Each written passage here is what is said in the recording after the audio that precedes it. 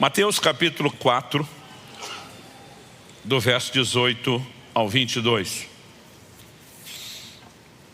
O texto sagrado diz assim: caminhando junto ao mar da Galileia, Jesus viu dois irmãos, Simão, chamado Pedro, e André. Eles lançavam as redes ao mar porque eram pescadores. Jesus lhes disse: venham comigo e eu os farei pescadores de gente. Então eles deixaram imediatamente as redes e o seguiram. Pouco mais adiante, Jesus viu outros dois irmãos, Tiago, filho de Zebedeu, e João, o irmão dele. Eles estavam no barco em companhia de seu pai, consertando as redes, e Jesus os chamou. Então eles, no mesmo instante, deixaram o barco e seu pai e seguiram a Jesus. Bom, esse texto não apenas nos revela Jesus chamando 4 dos seus apóstolos para o ministério, Pedro e André, que eram irmãos, e também Tiago e João, que também eram irmãos, e todos eles pescadores. Mas além de nos relatar o chamado, nós vemos que Jesus usa a pescaria como uma base, uma alegoria, uma analogia para falar de evangelismo. Ele diz: venham após mim, e eu farei de vocês pescadores de homens, diz a maior parte das traduções, pescadores de gente. Em outras palavras, Jesus está dizendo: eu quero que vocês continuem pescando, mas nós vamos mudar o tipo de pesca. E obviamente o Senhor Jesus, ao usar essa figura, ele falava a respeito de ganhar as pessoas, ganhar almas para o reino de Deus. E isso não era algo que ele comissionou somente os seus apóstolos. Obviamente, mais à frente, depois da sua morte e ressurreição, entre a sua ausência até o tempo do seu retorno, a igreja continuaria aquilo que Jesus começou. E ele comissionou não apenas seus 12 apóstolos, mas todos os seus discípulos a proclamarem o evangelho. E é interessante notar que essa analogia da pescaria é usada para falar do evangelismo e do cumprimento da grande comissão. Em Mateus, no capítulo 13, no verso 47, Jesus novamente compara o evangelismo com pescaria. O reino dos céus é ainda semelhante a uma rede que foi lançada ao mar e apanhou peixes de toda espécie. Ou seja, Jesus não fez apenas um trocadilho, uma brincadeira com aqueles pescadores, dizendo: vamos mudar o tipo de pesca. Ele chamou outras pessoas, tinham outras funções, e não fez nenhum comentário a respeito do trabalho delas. Mateus, também chamado de Levi, era coletor de imposto. Hoje seria chamado de um fiscal da Receita, seja aí estadual, federal. E Jesus não fez nenhum tipo de comentário a respeito do que ele fazia. Mas quando Jesus teceu o comentário sobre a pesca, é porque ela de fato tem muitas figuras e ela nos ajuda a entender a visão do evangelismo, que é a grande comissão. No entanto, quando falamos a respeito da pesca, precisamos entender que a semelhança do evangelismo, ela não é algo passivo. Nós precisamos entender que nenhum pescador fica esperando que o peixe pule sozinho no barco. Mas de alguma forma, nós os crentes estamos esperando que em algum momento o pecador decida passar pela porta, entre na igreja e ele sozinho entregue sua vida a Cristo, e a dinâmica não é essa. Essas pessoas, assim como o peixe, precisam ser buscadas. E a rede fala não apenas de uma pesca individual. Em Mateus 17, 27, Jesus fala com Pedro a respeito de lançar um anzol. Quem lança um anzol está querendo pegar um peixe, pelo menos um de cada vez. Agora, como eles estavam pescando com redes, porque eram pescadores profissionais, quando Jesus propõe a pescaria, ele está falando de um outro tipo de pesca. E ao associar o evangelismo, eu quero usar justamente a figura da pesca com rede. E esse é o tema da minha mensagem hoje: pescando com redes. A primeira coisa que eu quero destacar é que nesse chamado da parte de Deus de uma pesca coletiva, massiva, e nós precisamos entender que essa é a mente de Deus. Em 1 Timóteo 2,4 a Bíblia diz que ele deseja que todos se salvem e cheguem ao pleno conhecimento da verdade. Deus não quer atrair, ganhar apenas alguns. Ele deseja que todos sejam salvos. É por isso, na grande comissão, a ordem foi: ide pregai o evangelho a toda criatura. Façam discípulos de todas as nações. A mente de Deus, o sonho de redenção de Deus é massivo, é grandioso, e a nossa mentalidade como igreja, como corpo de Cristo, não pode ser diferente. Mas qual a analogia da pesca com o uso das redes? Em primeiro lugar, eu quero destacar que redes falam de relacionamentos. O que são as redes? São fios, cordões, não apenas entrelaçados, mas devidamente aproximados, devidamente unidos por meio dos seus nós, para que façam juntos aquilo que sozinhos eles não conseguiriam. Então, até hoje, nós temos essa expressão. Quando alguém vai falar do relacionamento, fala da rede de relacionamentos. No inglês, a expressão network, né? É a mesma coisa. A palavra rede o tempo todo, ela está ligada aos relacionamentos. E acredito que na figura bíblica, quando você pensa desde a sua composição, da proposta de Jesus, as figuras que nos são apresentadas, não é diferente. E o que eu quero apresentar para você hoje é que quando falamos de evangelismo e de cumprir o chamado de Deus, entender a perspectiva pelo prisma dos relacionamentos é uma chave. E quando falamos de relacionamentos, tem dois aspectos distintos. Em primeiro lugar, nós precisamos entender o relacionamento entre nós, os santos, a comunidade dos salvos, aqueles que já foram, alcançados pelo Senhor, tiveram uma experiência e têm um convívio junto. Quando entendemos a importância do relacionamento entre nós e o vivemos de forma sadia, correta, nós criamos um ambiente, não apenas emocionalmente falando, mas espiritualmente falando. Nós criamos um ambiente favorável para uma ação muito maior e intensa da parte de Deus e do sobrenatural para a salvação das almas. Segundo lugar, precisamos entender também o relacionamento com os não cristãos, aqueles que queremos alcançar. Então, para falar dessas duas perspectivas, eu quero primeiro falar aí do relacionamento entre os cristãos. Há uma relação na Bíblia entre a unidade da igreja e o poder de evangelismo, o impacto que nós podemos causar com a proclamação do evangelho no mundo. Em João, no capítulo 17, no verso 21, orando pelos seus discípulos, não apenas aqueles que caminhavam próximo dele, mas por todos aqueles que viriam a crer e ser salvos, o que inclui eu e você. Ele orando ao Pai diz assim: a fim de que todos sejam um. Ele estava orando pela nossa unidade. E como tu, ó Pai, estás em mim e eu em ti, também eles estejam em nós. Para quê? Agora vem indicativo de propósito. Para que o mundo creia que tu me enviaste. Jesus está falando que a capacidade do mundo de vir a crer está relacionada à importância da nossa unidade. De alguma forma, a relação entre uma coisa e outra. E quando lemos o livro de Atos, nós percebemos pelo menos dois relatos de como a unidade dos santos impactava o avanço do evangelho e a pregação para aqueles que ainda não haviam sido alcançados.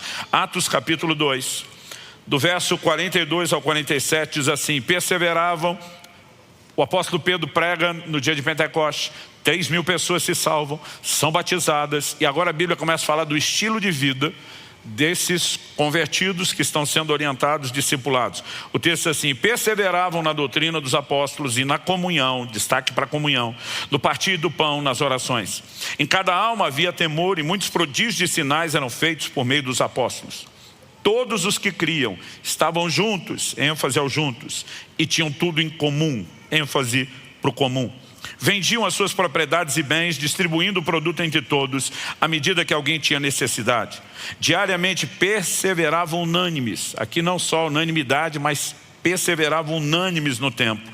Partiam pão de casa em casa, tomavam as suas refeições com alegria e singeleza de coração, louvando a Deus e contando com a simpatia de todo o povo. Enquanto isso, o Senhor lhes acrescentava dia a dia os que iam sendo salvos. Quando a Bíblia fala de um acréscimo divino, não significa que Deus vai fazer o trabalho e a gente não tenha que fazer nada.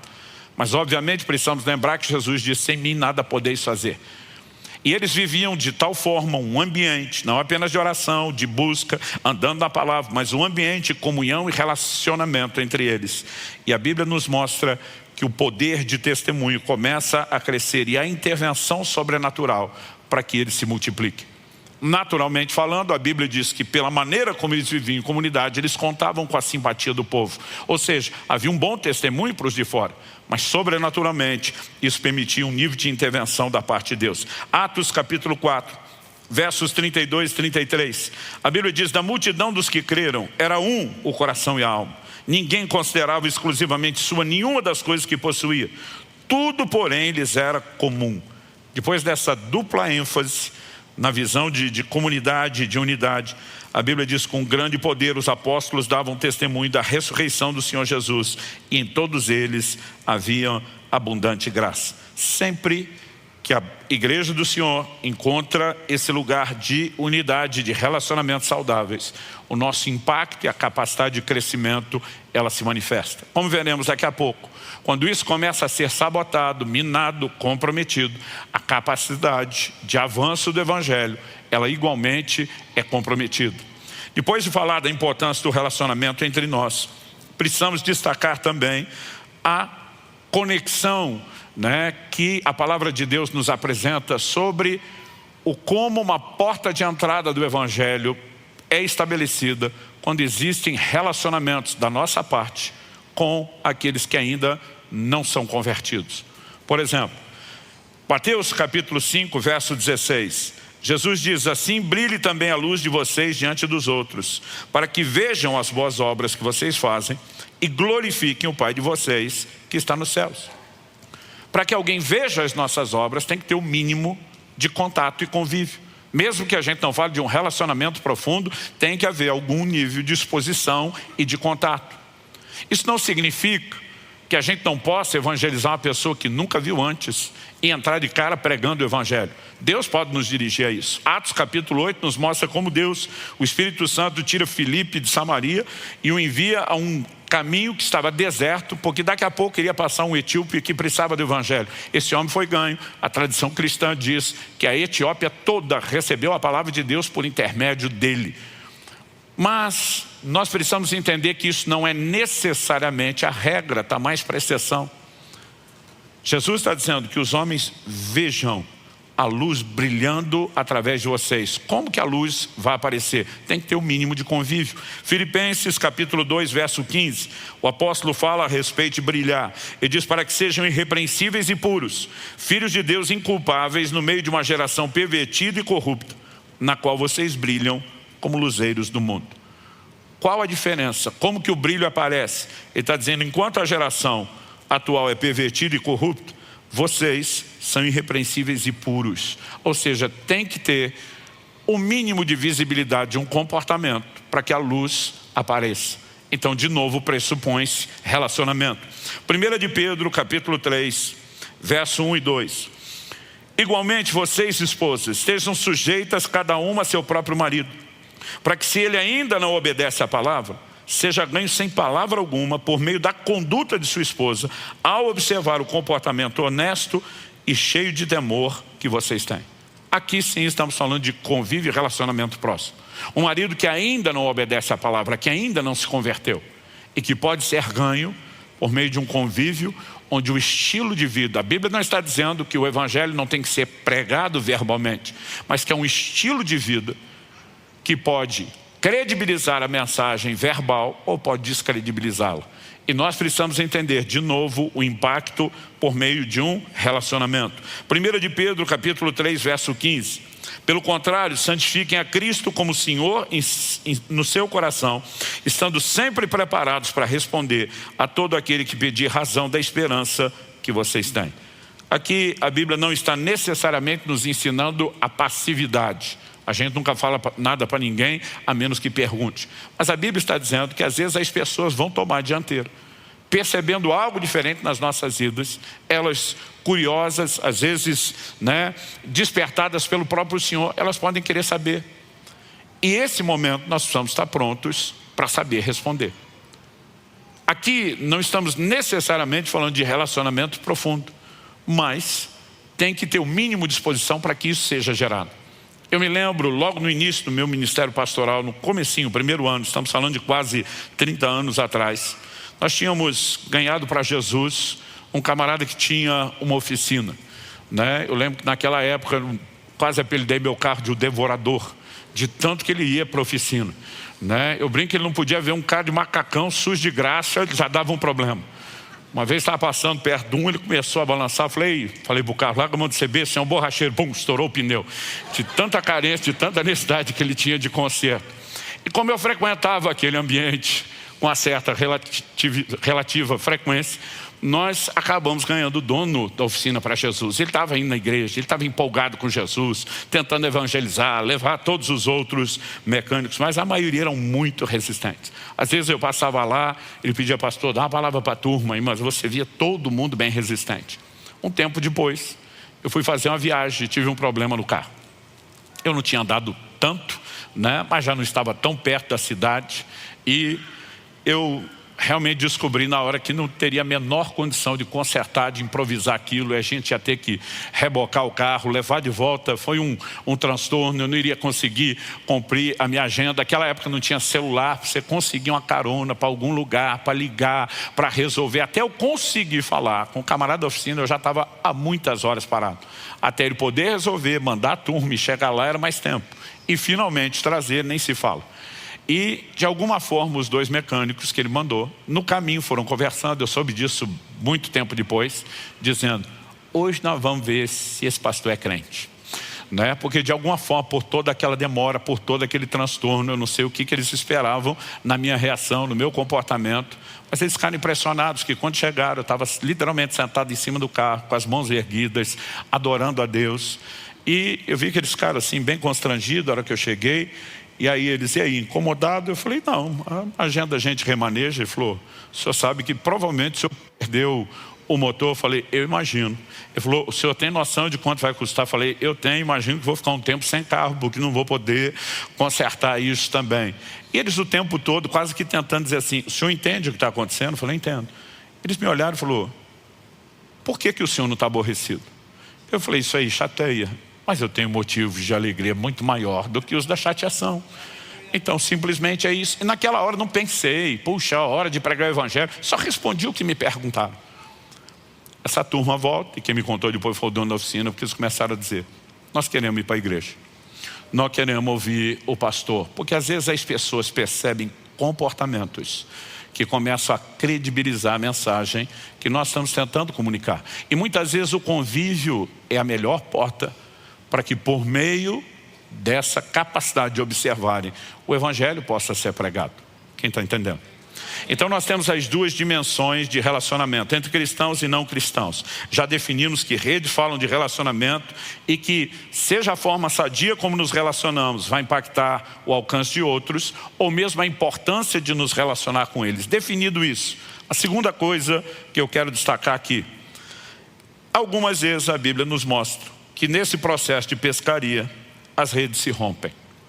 Lucas capítulo 5, verso 6, quando fala da pesca milagrosa que Jesus proporciona a Pedro, quando usa o barco dele para pregar o evangelho na Galileia, a Bíblia diz o seguinte, fazendo isso, que era obedecer o comando de Jesus, apanharam grande quantidade de peixes.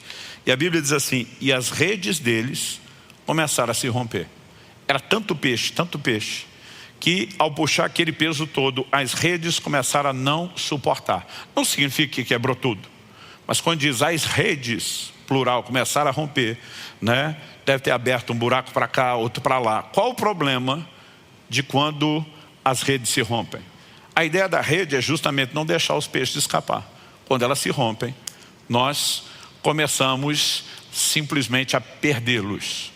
Por meio daqueles lugares de rompimento, sempre vai ter uma evasão, fuga, escape. E quando a Bíblia usa o paralelo da pescaria com redes, ela está estabelecendo parâmetros com as questões espirituais. A pergunta é, quando falamos da capacidade da igreja de cumprir e exercitar sua missão de evangelismo, e as redes, que são os relacionamentos, começam a se romper, nós podemos ter problemas, seguramente. Atos capítulo 6, verso 1, diz que por se multiplicar o número dos discípulos, houve murmuração dos helenistas contra os hebreus, porque as viúvas deles estavam sendo esquecidas na distribuição diária. A Bíblia deixa claro que desde o início do evangelho, as viúvas, Paulo depois orienta Timóteo explicando que são aquelas que não tinham arrimo de família, eram cuidadas pela igreja. Mas na distribuição diária de alimento aos necessitados, a Bíblia diz que o número dos discípulos está multiplicando, é cada vez mais gente chegando. E os apóstolos não estão dando conta de cuidar de todo mundo. E aqueles que de uma forma ou outra acabam sendo esquecidos, se sentem negligenciados, começam a murmurar, chorar e reclamar. A igreja não é como antes. Os homens de Deus já não têm olhos para todo mundo. E o problema começa a se instalar. Quando os apóstolos percebem isso, a Bíblia diz que eles convocam a multidão dos discípulos. Porque problemas a gente não finge que não existe, a gente tem que resolver. E eles dizem o seguinte: nós não podemos abandonar a palavra de Deus para servir as mesas. Nós temos que nos dedicar ao ministério da palavra e oração, isso é inegociável. No entanto, o cuidado com os necessitados também é. Já que o crescimento da igreja demanda isso, vamos levantar outros ministérios, vamos delegar funções. É aí que nós vemos surgir pela primeira vez os diáconos, e eles dizem: agora nós vamos ter gente cuidando de todo mundo para que ninguém seja esquecido, nós também vamos fazer aquilo que precisamos. A Bíblia diz que isso não apenas agradou as pessoas, o problema cessa, a coisa se torna funcional, a murmuração acaba, mas a Bíblia diz que o número dos discípulos começa a aumentar ainda mais. Porque normalmente a continuidade da multiplicação depende do conserto dos relacionamentos. Quando nós não cuidamos com isso, nós vamos comprometer a capacidade de avanço. Outro dia alguém falou: pastor, eu sei que o senhor fala bastante da importância do relacionamento na vida cristã, mas nós estávamos dentro de um contexto de um aconselhamento conjugal. Ele falou: mas vamos falar sério, casamento não é fácil não. Eu falei: meu amigo, a dificuldade não é o casamento. Ele: como não? Eu falei: não é o casamento. Falei: a dificuldade é você, a dificuldade sou eu, a dificuldade é cada um de nós. Falei: se o problema fosse casamento, só marido e mulher que se bicavam. Pai e filho não tinha desentendimento, os irmãos também não tinham. Ele falou: o problema é a família toda então. Eu falei: não é só a família. Ele falou: eu falei para ele: se você é um solteiro e vai dividir a casa com um amigo, você vai ter problema com o amigo. Ele falou: então o problema é morar na mesma casa? Eu falei: se fosse isso, você não tinha problema com o vizinho, não tinha problema com gente no trabalho. Ele falou: pastor, o problema está em todo lugar. Eu falei: o problema está na gente. E nós precisamos entender que, embora seja um desafio, a Bíblia fala muito dos relacionamentos como algo que nós precisamos cuidar. Assim como quando eles resolvem o problema ali em Atos 6:1, o crescimento volta a acontecer. Qual foi a solução de Pedro naquele momento que as redes começaram a romper? O versículo seguinte, o 7 de Lucas 5 diz: então fizeram sinais aos companheiros do outro barco para que fossem ajudá-los. A Bíblia diz: e foram e encheram ambos os barcos a ponto de quase afundarem. Agora a pergunta é: se os dois barcos ficaram tão cheios a ponto de quase afundar, e Pedro não chama a turma do segundo barco, provavelmente Tiago e João, os demais peixes que encheram o segundo barco teriam sido alcançados? Não. Nós precisamos entender a importância de nos unirmos sempre visando uma pescaria maior. A pesca com rede fala de algo massivo, maior, abrangente. E os relacionamentos são importantes. E nós precisamos entender que os relacionamentos estão continuamente expostos a riscos. Não necessariamente aquele nível onde se acabe, não há conserto, mas onde eles podem ser estremecidos. E nós precisamos entender por que a Bíblia nos ensina a andar em amor, nos ensina a andar em perdão, em ser pacientes uns para com os outros, tolerantes, porque os relacionamentos requerem manutenção. E quando falamos disso, eu quero chamar a sua atenção para o princípio bíblico da manutenção das redes. O pescador não tem como missão apenas o ato da pesca. Existe por trás todo um pano de fundo. Se a pesca acontece com redes, ele tem responsabilidade em relação às redes. E uma delas, não é meramente a confecção, uma delas é a manutenção. Lucas capítulo 5, verso 2, que introduz o milagre que Jesus faria no barquinho de Pedro. A Bíblia diz assim: então Jesus viu 2 barcos junto à praia do lago. Os pescadores tinham desembarcado e estavam lavando as redes. Gente, pensa numa informação da Bíblia que me deixava confuso. Eu dizia: lavar a rede para quê? Acabou de sair de dentro d'água. Isso para mim era tão confuso como quando criança eu saía da piscina e mamãe dizia: agora tem que tomar banho. Eu dizia: mas a gente estava tomando banho. Não, tem que tomar banho do banho que você tomou. É lógico, depois de adulto você entende algumas questões, como por exemplo, a própria questão do cloro na piscina, sem contar a razão pela qual tem que pôr o cloro na piscina. Mas eu lembro que quando criança aquilo não fazia o menor sentido, mas mesmo depois de adulto eu pensava: por que alguém lava a rede? Outro dia alguém falou: não, pastor, é água salgada. Eu falei: mas vai lavar com a mesma água. E quem pesca no rio vai lavar com a mesma água. E eu realmente não consegui entender isso.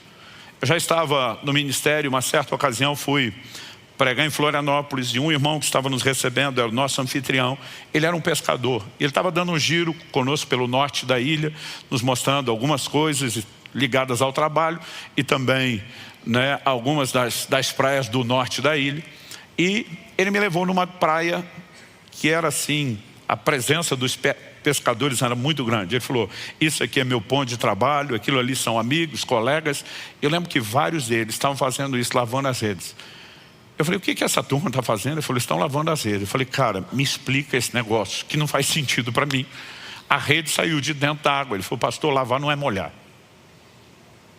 Eu falei, mas vocês vão usar a água. Ele falou, mas não é molhar. Ele disse, quando a rede vem cheia, quanto mais peixe tiver, mais peso na rede. Os peixes que estão encostados na rede, quando a gente está puxando, eles estão arrastando todos os outros, muitos deles são esmagados na rede. E quando são esmagados, resíduos de carne ficam. E quando nós tiramos a rede, se ela não for limpa, quando aquela carne começa a apodrecer, ela apodrece a rede junto. Então a gente tem que ir limpando, tirando toda aquela sujeira. Por quê? Se não der a prevenção, a rede vai arrebentar. E quando a rede arrebenta, nós começamos a perder peixe. E naquela hora parece que de repente a ficha caiu. A Bíblia fala de 2 níveis de manutenção. O primeiro deles, eu quero apresentar em primeiro, porque é preventivo, é lavar. Mas o texto que nós lemos no início, em Mateus capítulo 4, verso 21, diz que quando Jesus viu Tiago e João, os filhos de Zebedeu, a Bíblia diz que eles estavam em companhia do seu pai, consertando as redes. Qual a diferença entre lavar e consertar? Lavar é a prevenção do problema. Consertar é quando o problema não foi prevenido e agora tem que ser arrumado. Então, por exemplo, todos nós preferimos trocar o óleo do carro do que ter que mandar o motor para retífico. É bem melhor prevenir, né, do que remediar, do que consertar depois. Mas as duas coisas são importantes e necessárias. E quando você olha essa analogia, nós vamos pensar nos relacionamentos da mesma maneira. Em primeiro lugar, viver num estado contínuo de vigilância. Se relacionamentos são desafiadores, porque nós somos seres, se fomos governados pela nossa natureza carnal e não pela nova natureza, nós somos egoístas, nós somos inclinados a querer que tudo seja do nosso jeito. A gente avalia o mundo pelo prisma do nosso estilo de vida e queremos que tudo seja parecido. O potencial químico de dar problema em qualquer nível de relacionamento é gigantesco. Mas obviamente, vivendo num lugar de rendição, de oração, de intercessão, de amor, de disposição de caminhar a milha, nós podemos estar o tempo todo lavando redes, prevenindo e evitando problemas. Quem está entendendo? Mas nem sempre a gente consegue prevenir. Quando a maionese desanda, aí nós temos que consertar. Por exemplo, em Atos capítulo 6, quando começa a murmuração daqueles que já tinham sido esquecidos, ali não era mais prevenção. Mas ali eles sabiamente estão dizendo, vamos consertar as redes, vamos estabelecer ajustes. E aí você vai ver orientações da Bíblia que não estão lá à toa. Por exemplo, Paulo escrevendo aos Filipenses diz, rogo a Evódia e Síntica que resolvam as suas diferenças. Né? E está dizendo, gente, vocês não podem simplesmente ficar aí, uma bicuda com a outra, né? Entristecida, aborrecida, vocês vão ter que resolver isso. Então há momentos onde aquilo que não foi prevenido precisa ser consertado. Às vezes você tem um crente maduro, quebrantado, que tem o Espírito Santo incomodando ele para que vá atrás, né? Às vezes você tem alguém que leu lá na Bíblia, você veio trazer sua oferta, lembra que seu irmão tem algo, vai resolver com ele primeiro. Mas tem gente que às vezes o coração está tão duro, ou é tão imaturo, que alguém tem que interferir. E Jesus diz, bem-aventurados os pacificadores. Quem são eles? São aqueles que promovem reconciliação, reconexão, conserto. E nós precisamos viver continuamente focados nesse tipo de ajuste. Porque se não houver a manutenção das redes, que envolve tanto a prevenção como a resolução de problemas, nós teremos dificuldade e muita dificuldade. Agora, depois de apresentar os princípios bíblicos, eu quero ter uma conclusão maior do que normalmente nós costumamos fazer quando pensamos no aspecto prático. Em primeiro lugar, nós precisamos arrematar entendendo, em primeiro lugar, pela palavra de Deus, a importância dos relacionamentos na conversão das pessoas. Em primeiro lugar, a importância dos nossos relacionamentos sadios para que a rede que vai atrair os outros não se rompa. Mas também entender que a forma de acessá-los com o Evangelho, a principal orientada nas Escrituras, diz respeito a relacionamentos. Então, depois que reconhecemos isso na Escritura como princípio bíblico, eu acho que vale olhar para o princípio bíblico e agora dar alguns fatos e estatísticas sobre o quanto isso se torna real. No início do meu ministério pastoral, há quase 30 anos atrás, eu tive contato com uma estatística que me assustou. Naquela época, eu percebi que numa pesquisa feita no mundo todo, e aí não importava o continente, não importava a cultura, não importava a idade, não importava o nível social, não havia nenhum tipo de distinção de público que afetasse, porque assim, em todos os lugares, a pesquisa sempre dava resultados muito parelhos. Obviamente não eram exatamente iguais, mas muito parelhos. Uma pesquisa foi feita com a pergunta, com o título: como você foi conduzido a Cristo? E haviam 8 possibilidades de resposta e uma nona que era genérica a outras. Naquela ocasião, olhando para aquela pergunta, eu percebi que em todo mundo, de 60% a 70% das pessoas respondiam como foi conduzido a Cristo, dizendo, por intermédio de um amigo ou um parente. 60% a 70% só na primeira resposta.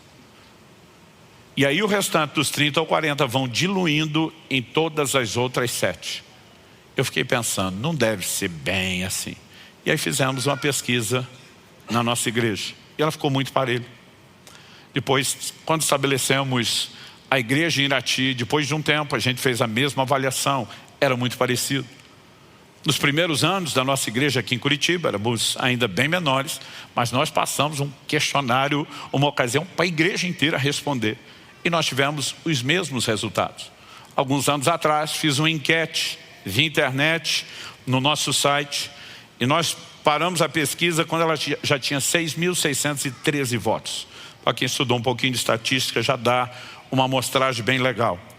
Nessa pesquisa, nós descobrimos que não importa a quantidade, o lugar, onde a gente avalia, na igreja local, aqui no Sul, só no Paraná, no Brasil, novamente, as respostas se mantêm muito parecidas. Na nossa, 64,71%, ou seja, 4.279 das 6.613 pessoas entrevistadas responderam que foram conduzidos a Cristo por meio de um amigo ou parente. Em segundo lugar, as pessoas responderam 15,24%, 1.008 pessoas disseram por uma necessidade especial. Em terceiro lugar, 6,47%, e aqui a redução vai ficando enorme, já temos aqui praticamente 10% da primeira resposta, com 428 pessoas indicando assistindo a um culto. Em quarto lugar, em uma atividade da igreja, 299 pessoas, ou seja, 4,52%. Uma atividade significa não apenas o culto, pode ser um evento social, alguma coisa do gênero. Por uma visita, agora já cai para 3,01%, 199 pessoas. Em sexto lugar, e aqui na época eu fiquei muito envergonhado com o meu sindicato, através do pastor, 2,57%, 170 pessoas das 6.613 disseram ter sido conduzidas a Cristo pelo pastor. Em sétimo lugar, através de um estudo bíblico, 2,1%, 139 pessoas. E pasmem, em último lugar, o oitavo, eu não incluí aqui os outros, com apenas 91 pessoas, ou seja, 1,38%, em uma campanha evangelística. A pergunta é, o evangelismo eficaz constitui-se apenas de campanhas evangelísticas? Evidente que não. Gente, nós estamos falando de décadas da mesma pesquisa, com os mesmos dados, em todos os lugares do mundo. Isso não significa que as campanhas não devam acontecer. Isso significa que a gente tem que parar de terceirizar e entender o peso dos relacionamentos. Mas depois de um tempo avaliando isso, me ocorreu outra coisa. Falei, peraí, 65% ou 64,71% foram de cara respondendo um amigo ou parente. Mas 15% disseram por uma necessidade especial. Na pesquisa que nós fizemos dentro da igreja, eu comecei a ir atrás da maioria que eu conhecia. Essa necessidade especial era que não, pastor, um problema de saúde sério, e bateu o desespero, eu tinha que buscar Deus. O seu problema especial era o quê? Era um problema familiar. O seu problema especial era o quê? Era financeiro. Aí minha pergunta para as pessoas: e nessa hora de necessidade, onde você estava receptivo, quem que te pregou o evangelho ou te levou para a igreja? Sabe o que eles me diziam? Um amigo ou parente. Ou seja, os 15% estavam fora da resposta, porque eles apenas pensaram no motivo, mas não no meio. Aí eu comecei a avaliar a turma que respondeu assistindo um culto. Se apareceu sozinho na igreja, descobriu? A maioria não. Não fui convidado. Por quem? Um amigo, um parente. Aí fomos avaliar a turma da quarta resposta em uma atividade da igreja. Onde foi que você começou a se abrir o evangelho? Não, a turma jogando futebol me chamava. E aí, no meio de muita carnalidade, eu também vi muito de Jesus na vida de alguns, tal. Ele não estava no culto, mas a receptividade começou. Quem que chamou para atividade? Um amigo ou um parente. Aí fui na turma da visita. Então você entregou a vida para Jesus por meio de uma visita? Sim. Foi um estranho que apareceu lá falar de Jesus? Não. Quem que foi? Um amigo ou um parente. E aí eu consegui entender a deficiência do meu sindicato. Porque eu fui atrás das pessoas que eu ganhei pessoalmente para Jesus, fora da igreja. E eles não tinham respondido através do pastor. E aí eu fui tomar satisfação, falei: vocês estão deixando ruim para nós. Eu te ganhei para Jesus, por que é que você não respondeu, pastor? Ele falou: o senhor não me ganhou como pastor? Eu nem sabia que o senhor era um pastor, o senhor era um vizinho, era um cliente. E começou a falar de Jesus, e depois que o senhor me levou, eu descobri que o senhor era pastor. Então mesmo quando eu ganhava a maioria deles, não estou falando de fazer o apelo no culto, porque a turma acha que fez o apelo ao pastor, ganhou. O cara que está no culto e vem no apelo foi trazido por quem? Um amigo ou parente. A maioria das pessoas que eu levei a Cristo, não levei como pastor, levei ou como um amigo, alguém que teve alguma oportunidade de relacionamento, ou mesmo como parente, através de um estudo bíblico. Como é que você foi no estudo bíblico? As pessoas diziam: por meio de um amigo ou parente. E o mais ineficaz de todos, que era uma campanha evangelística, que eu dizia: você parou lá por causa de um outdoor, de um anúncio no rádio? A maioria também não. Conhecido meu me convidou. Ou seja, dá para entender o quão importante, agora, depois de olhar os princípios, os fatos bíblicos, de como tudo se desenhou, como Jesus programou, ou como a coisa ainda continua acontecendo. Quem está entendendo?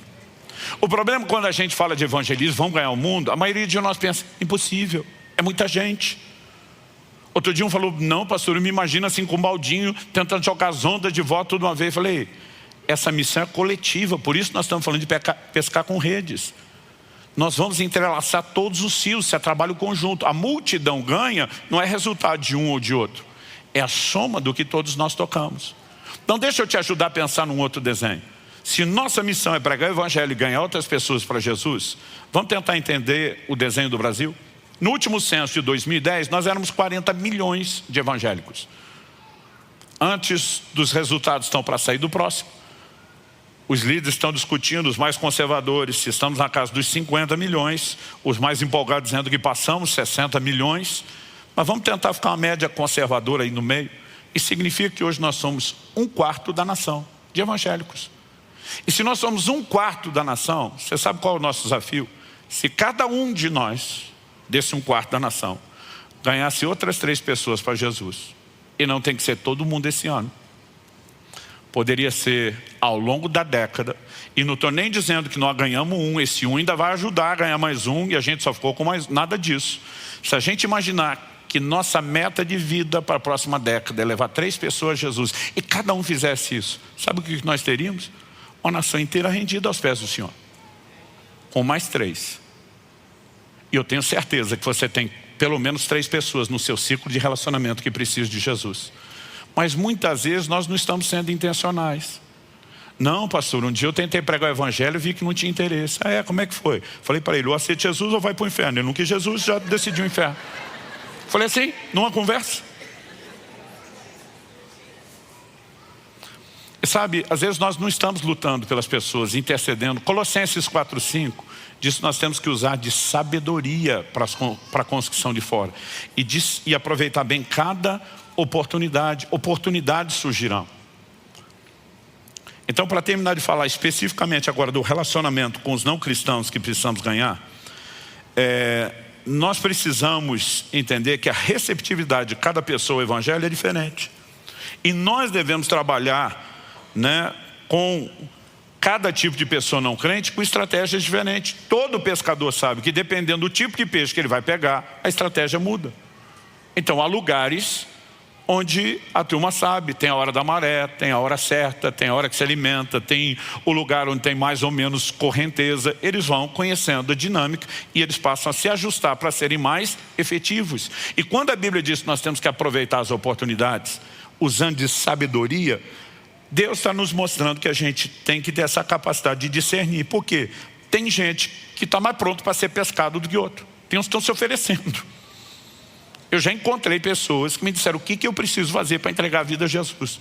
Eu digo: uau, você veio prontinho, não deu trabalho nenhum. Agora tem outros que você insiste, prega, ora, intercede, discute, a pessoa aproxima, afasta. E muitas vezes o trabalho é diferente, porque a receptividade é diferente. Em Marcos 12:34, Jesus falou para um escriba: você não está longe do reino de Deus. O que significa essa frase? Você não está longe e está dizendo que está perto, mas também não estava dentro. Mas Jesus está dizendo: você está bem mais perto do que outros estão bem mais longe, apesar de não ter entrado. Resumindo, falando uma linguagem mais simples, você está facinho. Você está já na porta. Em Lucas 10, de 1 a 7, quando Jesus envia 70 dos seus discípulos para pregar o evangelho nas cidades, ele diz: quando chegar, vocês vão procurar uma casa para ficar. Vocês têm que ser hospedados. Eles não tinham essa estrutura de hotel que nós temos hoje. Então ele diz: cada vez que vocês entrarem numa casa, tentando achar o ponto, o lugar, a base onde vocês vão ser hospedados, procure o anfitrião de vocês usando o seguinte critério: saúdem aquela casa. Jesus disse: se houver ali um filho da paz, a paz permanecer sobre a casa é o lugar.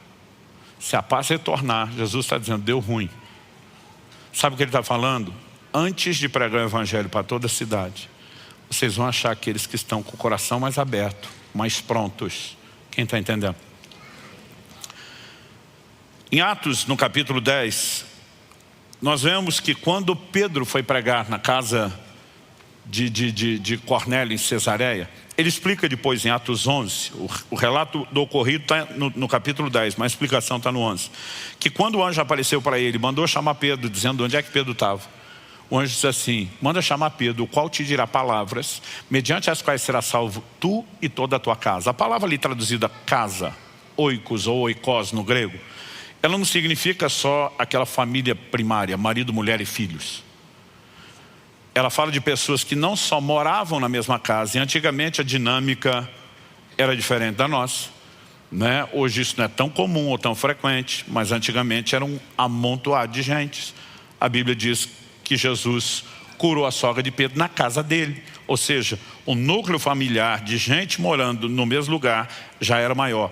Mas a palavra oikos era usada inclusive para os amigos que frequentavam a casa. Quando Pedro chega para pregar para Cornélio, não está só a família imediata. A Bíblia diz que Cornélio tinha chamado seus familiares e amigos próximos. E de novo nós vemos que o evangelho que será espalhado começa através de um homem piedoso. A Bíblia diz que ele era temente a Deus, ele fazia orações, dava esmolas, não entendia ainda a salvação em Cristo, mas era alguém que estava buscando. E Deus diz: vou pegar esse que está mais próximo, e através dele eu vou usar a conexão dos relacionamentos. Dá para perceber? Então está em toda a Escritura. Dr. Ralph Neighbor Jr., um dos maiores estudiosos, um dos maiores especialistas estudando as igrejas em células no mundo, ele fala no livro Tocando Corações, um guia prático, uma publicação inclusive do Ministério Igreja em Células aqui de Curitiba. Ele fala de 2 tipos básicos de pessoas a serem evangelizadas. Ele os divide em tipo A e tipo B. O que é o tipo A? Tipo B. Tipo A, facinho. Tipo B, dificinho. Tipo A, aberto e receptivo. Tipo B, fechado, coração endurecido, não interessado. E depois de simplificar isso, ele dá as características do tipo A. Ele relaciona 6 dos receptivos. Estão dispostos a participar de um culto, uma célula. Aquele que você chama, ele responde logo, ou às vezes ele pergunta. Possuem as mesmas crenças gerais. Ele pode até não estar convertido, mas tem aqueles conceitos de, céu, inferno, Deus, Bíblia, Jesus. Podem ter sido membros de uma igreja, hoje estão inativos, ou frios, distantes, desviados. A gente pode usar todo tipo de terminologia. Estão buscando por alguma coisa, como Cornélio, o cara está tentando achar um sentido, uma conexão. Seu conhecimento bíblico é incompleto, não entendeu tudo, mas já tem alguma coisa. Estão abertos à explicação do plano de salvação. Quando você encontra esse tipo de gente, a abordagem, o convite, tudo é mais fácil.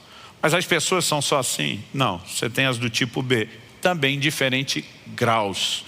Tanto de facilidade para um, como dificuldade para o outro. As características delas: não têm interesse na fé cristã, não têm em comum conosco as mesmas crenças gerais.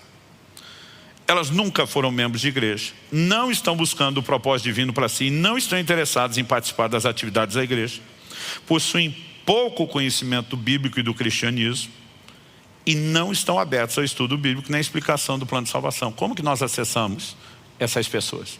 É aqui que ele explora a ideia de que um relacionamento de amizade deve ser iniciado para que elas possam ser expostas à realidade do Cristo vivo na nossa vida. Eu tenho aprendido muito sobre isso de forma prática com o meu pastor, o pastor Abe Uber. Hoje ele está à frente de uma igreja de São Paulo, a Past Church.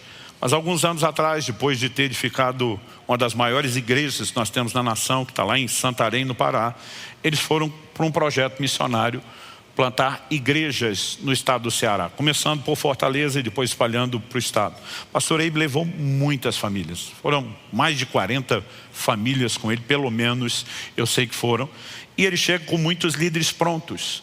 Às vezes quem começa uma igreja sabe que leva anos para você formar toda a liderança, mas apesar dele ter ganhado tempo na formação da liderança, porque eles fizeram uma colonização na ida para plantar aquela igreja, quando eles chegam lá, qual o propósito da igreja? Ganhar pessoas. Como é que se conecta com as pessoas? Você não fica na rua arrastando quem passa na calçada para dentro do culto. Então o primeiro ano eles não abriram a igreja. O pastor Abe falou: nós vamos conhecer a cidade, nós vamos conhecer a cultura do estado, do nordestino. Nós vamos visitar igrejas, ver o que funciona, o que não funciona, aprender com outros. Mas principalmente, cada um de vocês vai criar contatos e conexões com gente da vizinhança, com gente do trabalho. E a partir disso nós iniciamos o nosso trabalho. Um dia ele chamou alguns dos pastores para contar as histórias de como as coisas começaram. Um deles, o pastor Gildo, disse que orava muito pelos vizinhos para criar conexões. Tinha aqueles que você já começa a conhecer, alguns estão abertos, outros não, estão reticentes, mas ele sempre orando. Um dia ele estava numa venda, numa espécie de um armazém, e ele ouve um comentário de que um vizinho de algumas quadras de distância, há pouco tempo tinha perdido quase tudo que tinha na casa numa enchente. Ele morava numa baixada. E a turma contando: olha, o pessoal aí se mobilizou, ajudou muita coisa, mas eles ainda estão sem cama, dormindo no chão. O Gildo foi lá e falou: gente, desculpa, eu estava ouvindo a conversa, não quero centrão, mas eu gostaria de ajudar essa família. Eu posso conseguir uma cama para eles, vocês podem me dizer quem é e onde? A turma, claro, já dei endereço. Ele foi lá, bateu no portão, falou: desculpa, o senhor não me conhece, eu não quero ser invasivo, mas eu ouvi um relato de que o senhor passou um tempo atrás algo difícil aqui, houve uma mobilização aí de familiares seus, dos vizinhos, te ajudaram a recompor quase toda a casa, mas alguém me disse: o senhor está sem cama, e se isso for verdade eu posso te ajudar, eu tenho uma cama para lhe dar. O cara falou: eu ficaria muito agradecido, porque eu e minha mulher estamos dormindo no chão. Ele combinou: então o senhor pode, eu vou precisar que o senhor vá comigo e me ajude a desmontar e trazê-lo, então eu preciso que o senhor vá lá em casa buscar. Eles marcaram o horário, no dia seguinte o cara foi lá. Quando ele chega na casa do pastor Gildo, e ele vê o Gildo desmontando a própria cama, ele falou: o senhor comprou outra? Ele falou: essa cama é sua? Ele falou: é do meu quarto. O senhor comprou outra e está trocando? Ele falou: não. Ele falou: não estou entendendo, eu achei que o senhor tinha uma cama sobrando. Ele falou: não, não está sobrando. Ele falou: onde é que o senhor vai dormir? Ele falou: no chão. Aí o cara falou: não, não posso aceitar. Ele falou: mas o senhor está dormindo no chão há mais tempo? Eu posso dormir um pouco, quem sabe depois a gente reveza a cama. O cara emocionou e falou, o senhor não me conhece. Ele falou, não estou fazendo isso apenas por você. Em outra oportunidade eu posso te contar quem eu era, como Jesus mudou minha vida, o que Ele fez por mim e pela minha família. E Ele nos ensina a se importar com as pessoas. Foi Ele que colocou no meu coração te ajudar. E você não vai me pedir de ser abençoado. Ele convenceu, levou o cara, montou a cama. E eles ficaram perturbados. Foram outro dia visitá-lo e disseram, nós queremos que vocês vão jantar na nossa casa para agradecer. Ali perguntas sobre o testemunho começaram a ser feitas. Você acha que a família foi ganha ou não foi ganha? Nós precisamos aprender a ser intencionais. E quando as pessoas descobrem que nós não estamos pregando o evangelho tentando tirar a gente, tem muita gente que por conta da mídia, e muita gente deu material para a mídia falar mal dos crentes de uma forma generalizada, eles acham que nós só estamos interessados no dinheiro deles. Quando as pessoas veem que você está disposto a meter a mão no seu bolso e financiar necessidades e ajudá-las, e que a nossa visão de evangelho é oferecer e não tirar, tudo muda. Conexões começam a se abrir, portas começam a se abrir.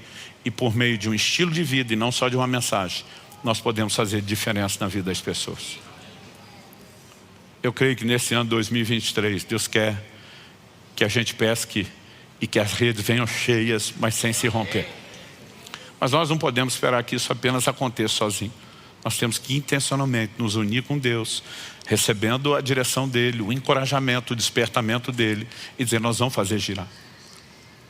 Uma das reuniões que tivemos de aniversário, juntando o pessoal de todos os cultos, uma pessoa me perguntou, o senhor sonhava com a igreja desse tamanho, com milhares de pessoas? Eu falei, não.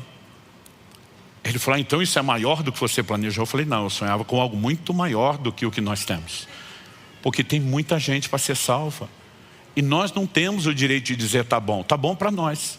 E para os outros que ainda não foram alcançados. Então nós precisamos ter um coração que não pare de pulsar, de amor, de preocupação pelos perdidos, que se disponha a unir-se com o Senhor nesse grande projeto de salvação. Essa é a nossa missão. Você recebe essa palavra em nome de Jesus. Pai, nós suplicamos que não apenas aqui e agora, mas que aquilo que ouvimos continue agindo, não apenas no nível da mente e da razão, mas no íntimo do coração, e que mais do que informações, que nos ajude a entender a doutrina, os princípios bíblicos, uma maneira funcional e prática que o Senhor nos tem dado de pregar o evangelho, usando portas de relacionamento. Nós queremos te pedir que haja um sopro de vida e que haja despertamento. E que possamos, enquanto vamos alimentando e fortalecendo conexões com os de fora, viver, ó Deus, a devida manutenção, lavando e consertando as redes também do lado de dentro. Nós oramos por um tempo novo de avanço, de colheita espiritual, de uma grande pescaria, para a glória do Senhor Jesus. Eu abençoo cada um dos meus irmãos e irmãs nesse lugar. Abençoo também a vida daqueles que nos acompanham por meio dessa transmissão. E oro que o Senhor ministre de forma personalizada o coração de cada um deles, em nome de Jesus. Amém. Amém. Glória a Deus. Antes de passar o ministério da palavra, eu queria falar algumas coisas rapidinho. A primeira, às vezes a gente fala isso em tom de brincadeira, quebra-gelo, mas hoje eu vou falar honestamente, vocês estão parecendo mais magros. Eu acho que está havendo adesão no jejum. E para aqueles que ainda não fizeram, nós ainda temos, mais quase 3 semanas aí pela frente. Ainda dá para ter alguma participação até o dia 10 de outubro. Nossa movimentação continua. Segunda coisa, que para mim é um motivo de alegria, é anunciar que estamos lançando hoje um livro novo, intitulado O Caminho da Obediência. Como viver a verdade que cremos e pregamos. Eu tive uma experiência muito interessante com esse livro e com a produção dele. A primeira é que ele completa a trilogia, de outros 2 são clássicos do nosso ministério. Começamos com o impacto da santidade, compromisso profundo, resultados extraordinários. Na sequência, nós produzimos esse aqui, graça transformadora, e agora fechamos a trilogia com o caminho da obediência. Pastor, qual a relação dos assuntos? Em 2019, depois de publicar o livro em 2018, eu corri o Brasil todo fazendo conferências sobre o impacto da santidade. Eu ensinava por 3 horas a doutrina da santificação, obviamente com as aplicações práticas. O dia que fizemos a gravação do vídeo que está disponível na internet, né? Nós fizemos 2 sessões com intervalo, foram 4 horas de ensino. E à medida que falava de um assunto tão vital nas Escrituras, eu percebia que a essência de santidade é não pecar. E a definição de pecado é a desobediência da lei divina, né? Ou seja, tudo estava relacionado com obediência.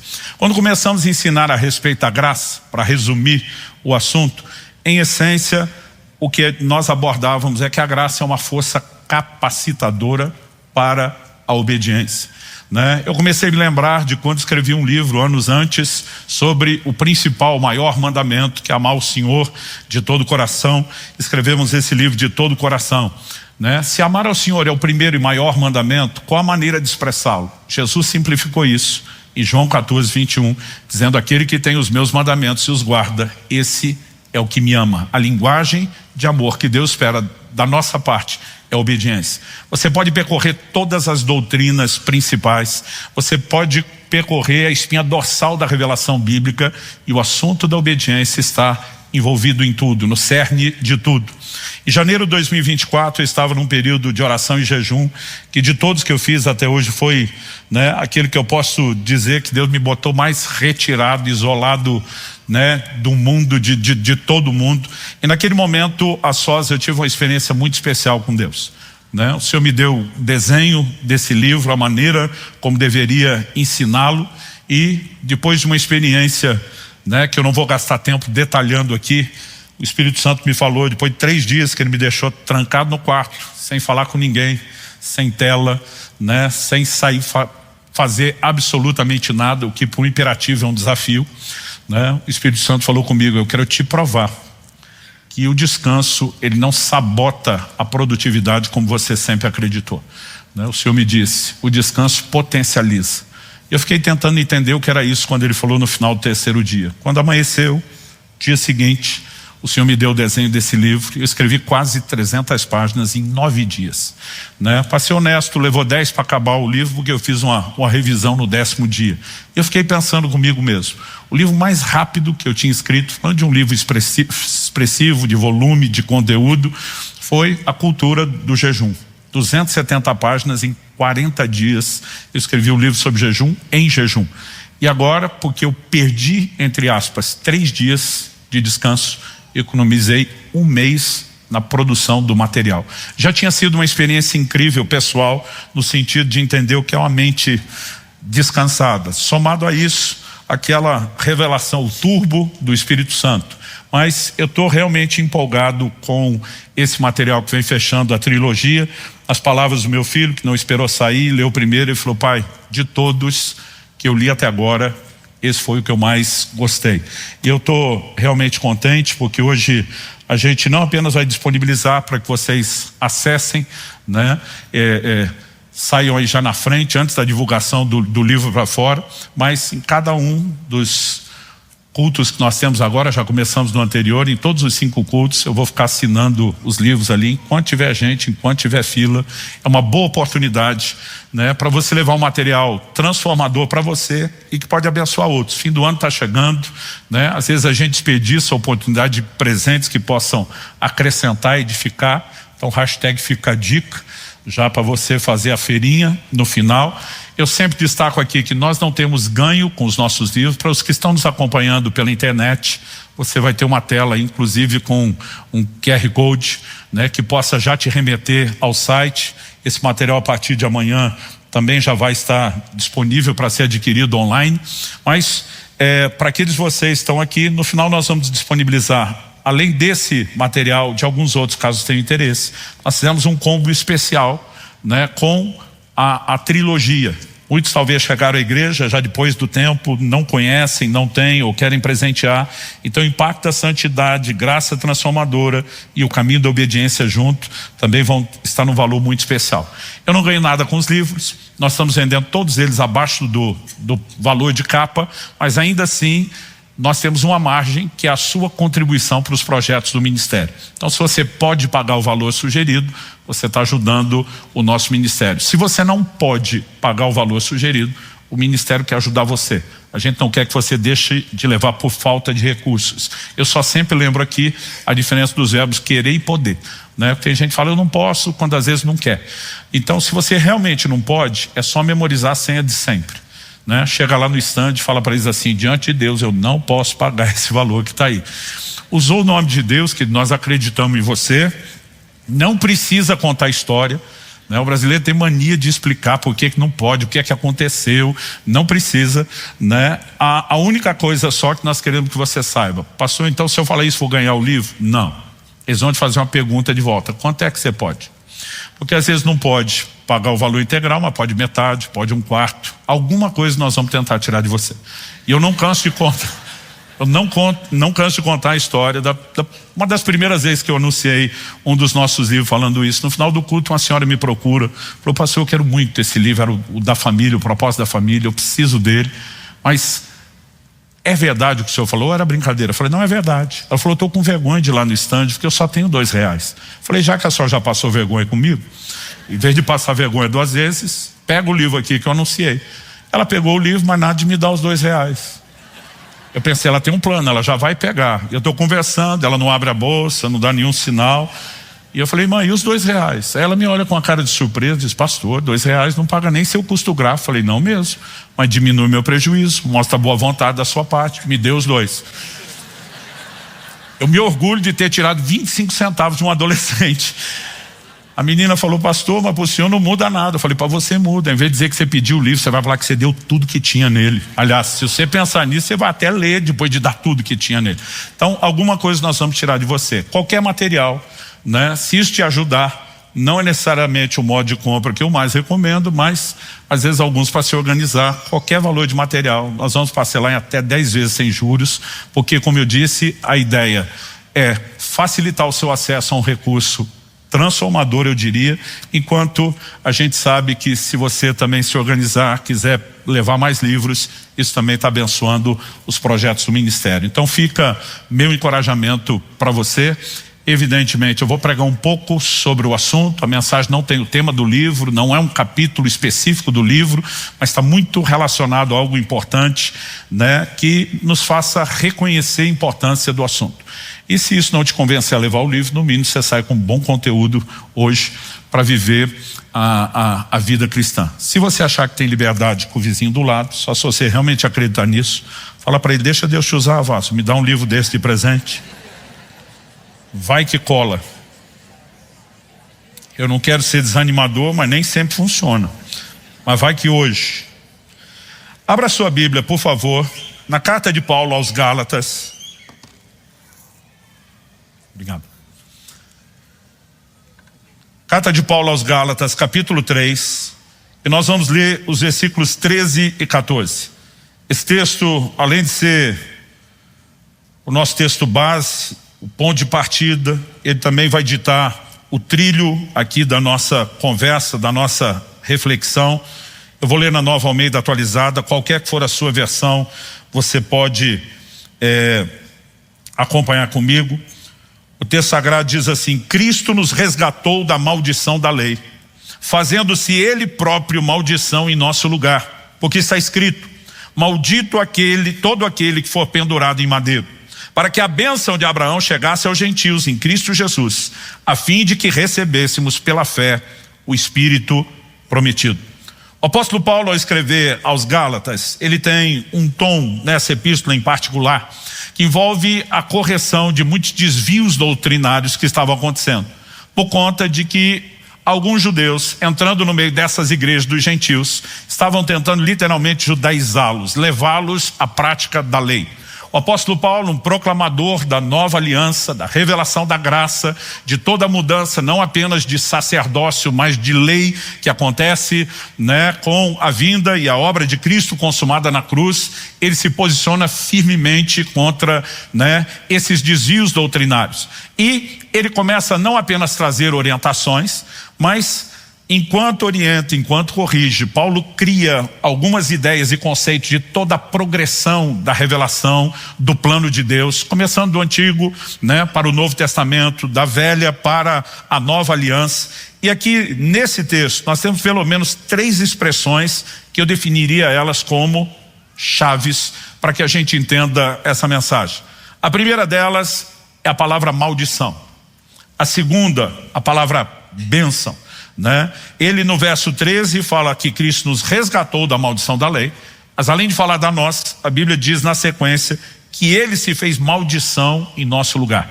E nós vamos, em primeiro lugar, meu primeiro tópico é construir um entendimento do que é essa maldição e do que significa ser resgatado da maldição. Segundo, não era remover a maldição para nos levar a um lugar neutro. O verso 14 diz, para que a bênção de Abraão chegasse aos gentios. Então é uma substituição, uma troca da maldição pela bênção. E bênção é a segunda palavra-chave no entendimento que nós precisamos adquirir aqui. E eu quero explorar em segundo lugar o que é que significa essa expressão, a bênção de Abraão. Nós também vamos gastar um pouquinho de tempo falando disso. Mas em terceiro e último lugar, nós precisamos entender a finalidade de tudo isso. Porque ele veio remover a maldição pela bênção, né? E como nós podemos viver tudo isso? No final do verso 14, ele diz, a fim de que recebêssemos pela fé o Espírito prometido. E essa expressão, o Espírito prometido, né, será o nosso terceiro tópico a ser avaliado na construção do entendimento dessas verdades. E, embora o texto não mencione de forma clara obediência, eu quero demonstrar para você, pela palavra de Deus, que tudo aponta nessa direção. E o tema da minha mensagem hoje é a bênção da obediência. Daqui a pouco vou explicar a distinção entre o singular e o plural, né? Não vou falar sobre as bênçãos da obediência, vou falar sobre a bênção da obediência. Então, dito isso, eu quero começar pelo primeiro aspecto. Quando o apóstolo Paulo fala de maldição, o que exatamente ele está falando? É evidente que ele menciona pelo menos duas coisas. Uma é que Cristo nos resgatou da maldição da lei. Era a maldição que nos tocava e ela está relacionada à lei. Mas é que para fazer isso, ele também diz que ele se fez maldição em nosso lugar. Mas ele não apenas menciona que Cristo se fez maldição, mas ele vai dizer porque está escrito.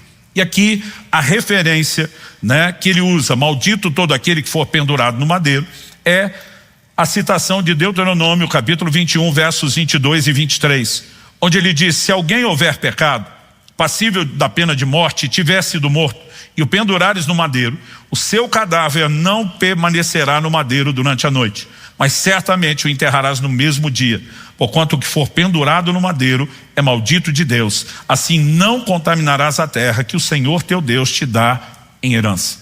Essa expressão de que aquele que morrendo fosse pendurado no madeiro era maldito, não apenas era uma sinalização de uma maldição específica, mas era um prenúncio profético de como nosso Senhor haveria de morrer, pendurado no madeiro.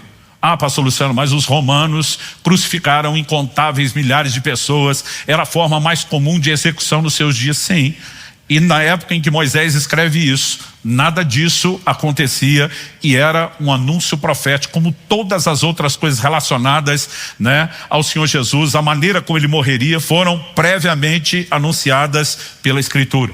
Ou seja, ao morrer exatamente daquela forma, Cristo está assumindo uma figura de maldição, de quem abraça a nossa maldição para nos resgatar, para que nós pudéssemos ser livres dela. Assim como o fato de quando o ironizaram e colocaram uma coroa de espinhos, dizendo esse é o rei dos judeus, aquilo também não é coincidência. Quando Deus, depois de amaldiçoar Adão e Eva por conta do primeiro pecado cometido, ele amaldiçoou a terra. A declaração de Deus é: a terra produzirá espinhos. E os espinhos simbolizam a maldição da terra. A obra redentora de Cristo não apenas resgata o homem, resgata a criação. E é por isso que no final de todas as coisas, do desfecho da obra redentora, a própria criação também será, né, totalmente tocada por essa obra. Toda a maldição será erradicada e haverá restauração de todas as coisas. Tudo isso é parte de uma mensagem. Agora, por que Cristo encarna essa figura de quem toma sobre si a maldição? Para nos resgatar. Mas quando fala de nos resgatar, ele não está apenas falando de maldição no sentido generalizado, ele fala de algo muito específico: nos resgatar da maldição da lei. E aí vem a pergunta: qual era essa maldição. Deuteronômio capítulo 11, versos 26 a 29, resume tanto o que era a maldição como a bênção provenientes da lei. O Senhor diz: eis que hoje eu ponho diante de vós a bênção e a maldição. A bênção, quando cumpridos os mandamentos do Senhor vosso Deus, que hoje vos ordeno. A maldição, se não cumpridos os mandamentos do Senhor vosso Deus, mas vos desviares do caminho que hoje vos ordeno, para seguir os outros deuses que não conhecestes. Quando, porém, o Senhor teu Deus te introduzir na terra que vais para possuí-la, então pronunciarás a bênção sobre o monte Gerizim e a maldição sobre o monte Ebal. Quando Josué finalmente introduz o povo na terra de Canaã, ele obedece a ordem dada por Deus. Das 12 tribos de Israel, 6 são separadas para fazerem uma declaração sobre um monte e 6 sobre outro. Metade das tribos declaram as bênçãos da obediência e a outra metade declara a maldição da desobediência. Esse assunto foi largamente repetido por Deus, se bateu na mesma tecla para que não houvesse dificuldade de entendimento. Então, a maldição da lei, ela era o resultado, a consequência direta da desobediência. As consequências do pecado do homem. E quando nós falamos a respeito disso, nós também precisamos entender com clareza qual é a mensagem bíblica proposta. Porque eu vejo pregadores se baseando nessa declaração. Cristo nos resgatou da maldição da lei, e o que eles estão pregando não é a mensagem bíblica, é uma fantasia. Primeiro, eu já ouvi muitos pregadores e ensinadores dizer: não existe mais maldição no Novo Testamento, na Nova Aliança. Eu falo: por que não? Porque Cristo nos resgatou da maldição. Eu falei: Cristo nos resgatou do pecado. O pecado deixou de existir? Aí eles ficam quietos. Eu falo: claro que não. Cristo nos resgatou da morte. A morte deixou de existir? E a resposta correta é: ainda não. Porque a Bíblia diz que o último inimigo a ser vencido é a morte, mas será destruído. Chegará o momento onde todas essas coisas, elas serão definitivamente erradicadas da nossa natureza, da nossa história, mas a verdade é que isso ainda não aconteceu. Apocalipse 22:3, falando do desfecho da obra da redenção, afirma que na ocasião, a partir de então, nunca mais haverá qualquer maldição. Assim como a Bíblia diz: não haverá mais morte. Hoje ainda temos morte. Hoje ainda temos maldição. Hoje ainda temos pecado. Porque essas coisas ainda não foram erradicadas. Então, ser resgatado delas não significa que elas deixaram de existir. Significa que elas não precisam nos controlar. Paulo explica isso com o pecado que existe, mas do qual fomos resgatados, em Romanos 6,14, quando ele diz: o pecado não mais terá domínio sobre vós, porque não mais estáis debaixo da lei, e sim debaixo da graça. O pecado não deixou de existir, mas não precisa nos controlar. Quem está entendendo, diga amém. O mesmo sobre a maldição. Nós não podemos dizer que não há lugar para maldição na vida de um cristão. Porque Hebreus capítulo 6 nos fala nos versos 7 e 8, por meio de uma alegoria, falando de terra boa e terra ruim, uma terra que corresponde, né, ao investimento daquele que a cultiva e uma terra que não. E evidentemente, se você ler todo o contexto, a figura, a alegoria aponta para crente bom e crente ruim, não é meramente terra boa e terra ruim. Você vai ver a fala de que a terra que corresponde, verso 7 de Hebreus 6, aquele que a cultiva recebe bênção da parte de Deus. E diz: mas a que produz espinhos e abrolhos, perto está da maldição. Se maldição tivesse deixado de existir, não haveria como ela estar perto da maldição. Se maldição, né, fosse algo do qual eu e você nos tornamos intocáveis, não haveria essa declaração. Então, nós podemos dizer que, diferente de antigamente, eu já vou explicar isso, hoje nós podemos dizer que a maldição não é mais inevitável.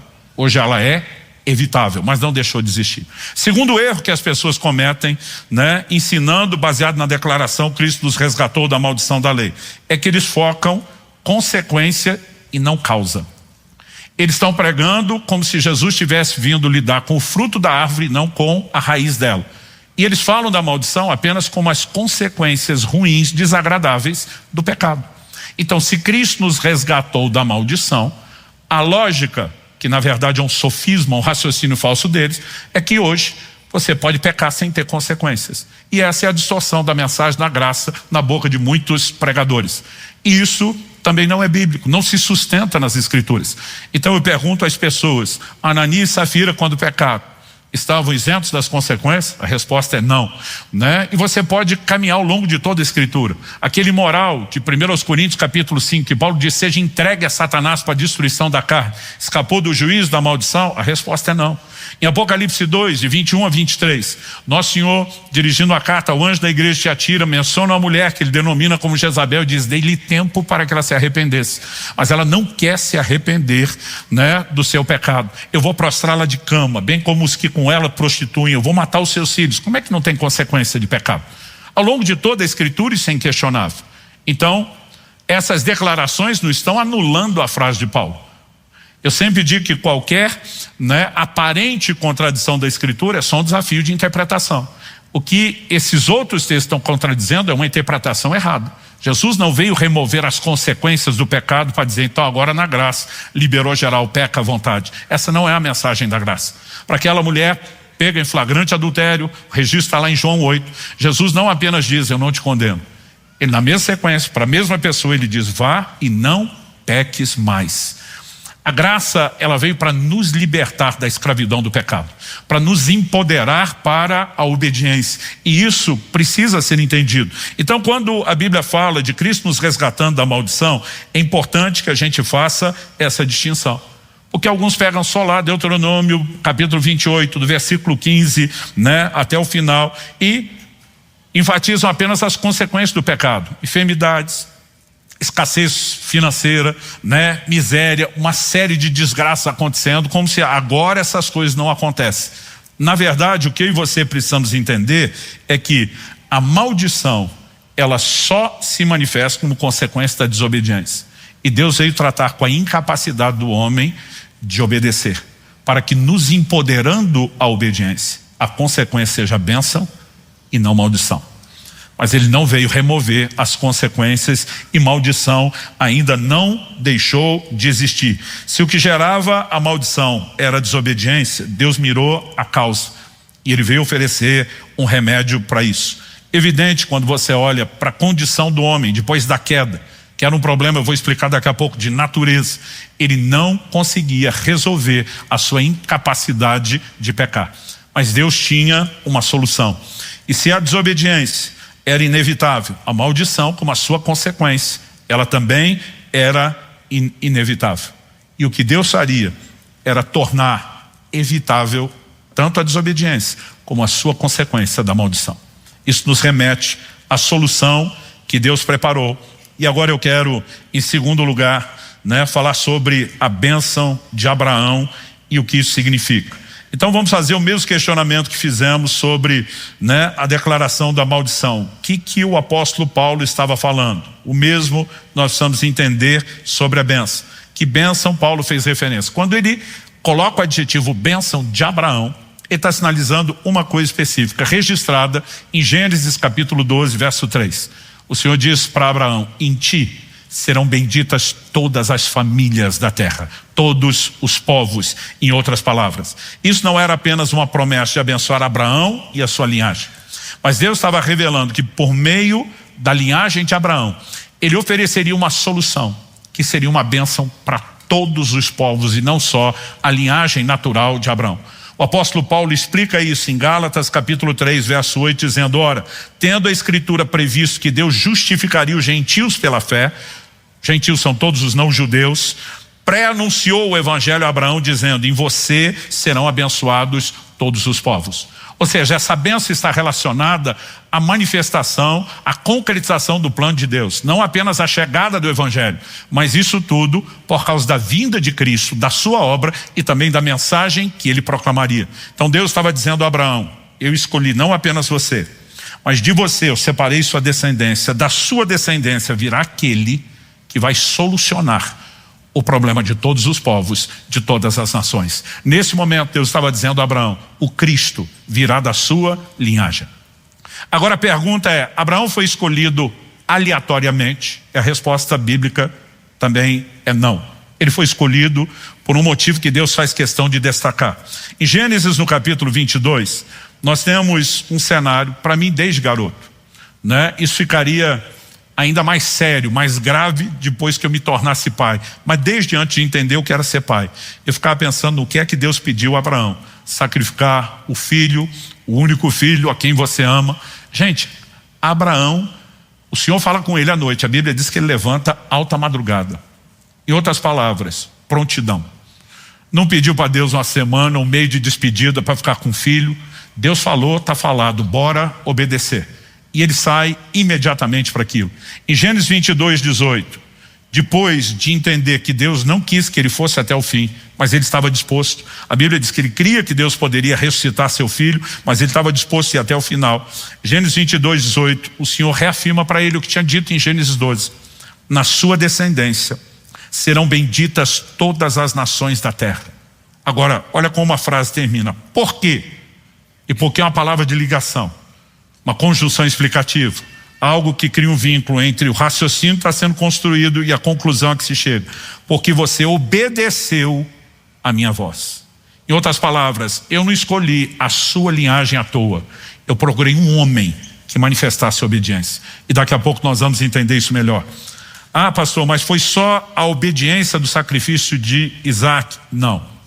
Lá na frente, quando Deus se revela agora a Isaac, para falar da continuidade geracional do plano e do propósito de Deus, Gênesis capítulo 26, versos 4 e 5, Deus diz assim: multiplicarei a sua descendência como as estrelas dos céus, e a ela darei todas essas terras. Na sua descendência serão benditas todas as nações da terra. Essa é a promessa que Deus fez a Abraão, fazendo agora a Isaac seu filho. Mas Deus diz assim, por quê? E de novo a conjunção explicativa. Porque Abraão obedeceu a minha palavra, guardou os meus mandamentos, os meus preceitos, os meus estatutos e as minhas leis. Quando você olha para como tudo foi bagunçado, tudo começa com a desobediência, lá no Éden. A desobediência de Adão, a desobediência do primeiro casal. Quando você olha para todo o pano de fundo por trás do concerto, você percebe a Bíblia enfatizando não só que Cristo vem como modelo de obediência, mas até a linhagem da qual o Cristo viria. Deus escolhe alguém que decide andar em obediência. Quando você lê Gênesis 22, pode parecer que é só obediência daquele ato de sacrificar Isaac. Quando você lê Gênesis 26, Deus está dizendo, Abraão obedeceu minha palavra, guardou meus mandamentos, plural, meus preceitos, meus estatutos, minhas leis. Não só isso. Em Gênesis 18, 19, Deus sinaliza por que ele escolheu Abraão. O Senhor diz assim, porque eu escolhi. Por qual motivo? Para que ele ordene os seus filhos, sua casa depois dele, a que guardem o caminho do Senhor, pratiquem a justiça e o juízo. Todo o pano de fundo está relacionado com obediência. Então a bênção de Abraão é a chegada de Cristo, da obra redentora, de tudo aquilo que o Evangelho proporciona, mas esse pano de fundo da obediência precisa ser destacado. E quando falamos a respeito disso, nós estamos apenas sinalizando, gente, a salvação futura na sua plenitude, mas a transformação presente que nos capacita à obediência. Durante o período da lei, que se manifestaria por meio de Moisés, depois de Abraão, Deus revelou os seus mandamentos e estatutos num volume e dimensão que a humanidade nunca teve acesso. Mas a verdade é que o ser humano, ele passa a manifestar uma profunda dificuldade de poder viver em obediência a Deus. O conflito com a questão do pecado é algo que, antes de estudar a teologia, né, o ensino bíblico, qualquer cristão na prática já sabe o que é. Paulo descreve isso em Romanos capítulo 7, eu vou ler do verso 18 ao 25. O apóstolo diz, porque eu sei que em mim, isto é, na minha carne, não habita bem nenhum. Pois o querer o bem está em mim, mas não o realizá-lo. Porque não faço o bem que eu quero, mas o mal que não quero, esse faço. Mas se faço o que não quero, já não sou eu quem faz, e sim o pecado que habita em mim. Assim encontro essa lei. Quando quero fazer o bem, o mal reside em mim. Porque segundo o homem interior tenho prazer na lei de Deus. Mas vejo nos meus membros outra lei, que guerreando contra a lei da minha mente, me faz prisioneiro da lei do pecado que está nos meus membros. Miserável homem que sou, quem me livrará do corpo dessa morte? Graças a Deus ele não para aqui. Ele continua e diz, graças a Deus por Jesus Cristo nosso Senhor. De maneira que eu, de mim mesmo, com a mente, sou escravo da lei de Deus, mas segundo a carne, sou escravo da lei do pecado. Paulo não está falando apenas do homem antes da conversão. Ele diz o pecado que habita em mim, várias vezes, né? Ele não diz apenas o pecado que habitou. Ele está falando de uma realidade, de algo que continuava no momento em que ele está escrevendo. Ele não está falando apenas da lei, durante o período da lei, mas algo que se evidenciou durante a lei, mas que a graça veio tratar e resolver. O nosso problema era um problema de natureza. Quando o livro de Hebreus diz que a lei nunca aperfeiçoou aquele que prestava culto, significa que durante o período da lei, Deus revelou a força que o pecado tinha e Deus revelou a incapacidade do homem de viver a obediência. Porque Deus queria sinalizar o quanto o ser humano precisava não apenas de um redentor, mas dos seus recursos para poder viver o plano e o propósito de Deus. Então, o livro de Romanos, nos apresentando essa mensagem na sequência, ele vai dizer no capítulo 8, versos 3 e 4. Porque aquilo que a lei não podia fazer por causa da fraqueza da carne, isso Deus fez enviando seu próprio Filho em semelhança de carne pecaminosa e no que diz respeito ao pecado. E assim Deus condenou o pecado na carne, a fim de que a exigência da lei se cumprisse em nós, que não vivemos segundo a carne, mas segundo o Espírito. Eu diria que Romanos capítulo 8, esse texto que acabamos de ler, versos 3 e 4, eles estão entre talvez os mais importantes e necessários para entender a essência da nova aliança. O que a lei não podia fazer, a lei era limitada, ela não podia fazer algumas coisas. Por que não podia? A Bíblia diz por causa da fraqueza da carne. Outras traduções optaram pela enfermidade da carne. Essa palavra aqui traduzida, fraqueza, ela fala de debilidade, fala de enfermidade, fala de falta de forças. Agora, o que era essa fraqueza da carne? O texto diz que o que a lei não pôde fazer, Deus fez, como? Enviando seu Filho em semelhança de carne pecaminosa e no que diz respeito ao pecado. O que a Bíblia diz semelhança? Porque Cristo não vem com carne pecaminosa como eu e você. Ele vem com um corpo parecido com o nosso, que tem carne pecaminosa, embora ele mesmo não tivesse. Ele, aliás, as palavras declarando a vinda do Senhor, a formação de um corpo, já dizia: o ente santo que de ti há de nascer.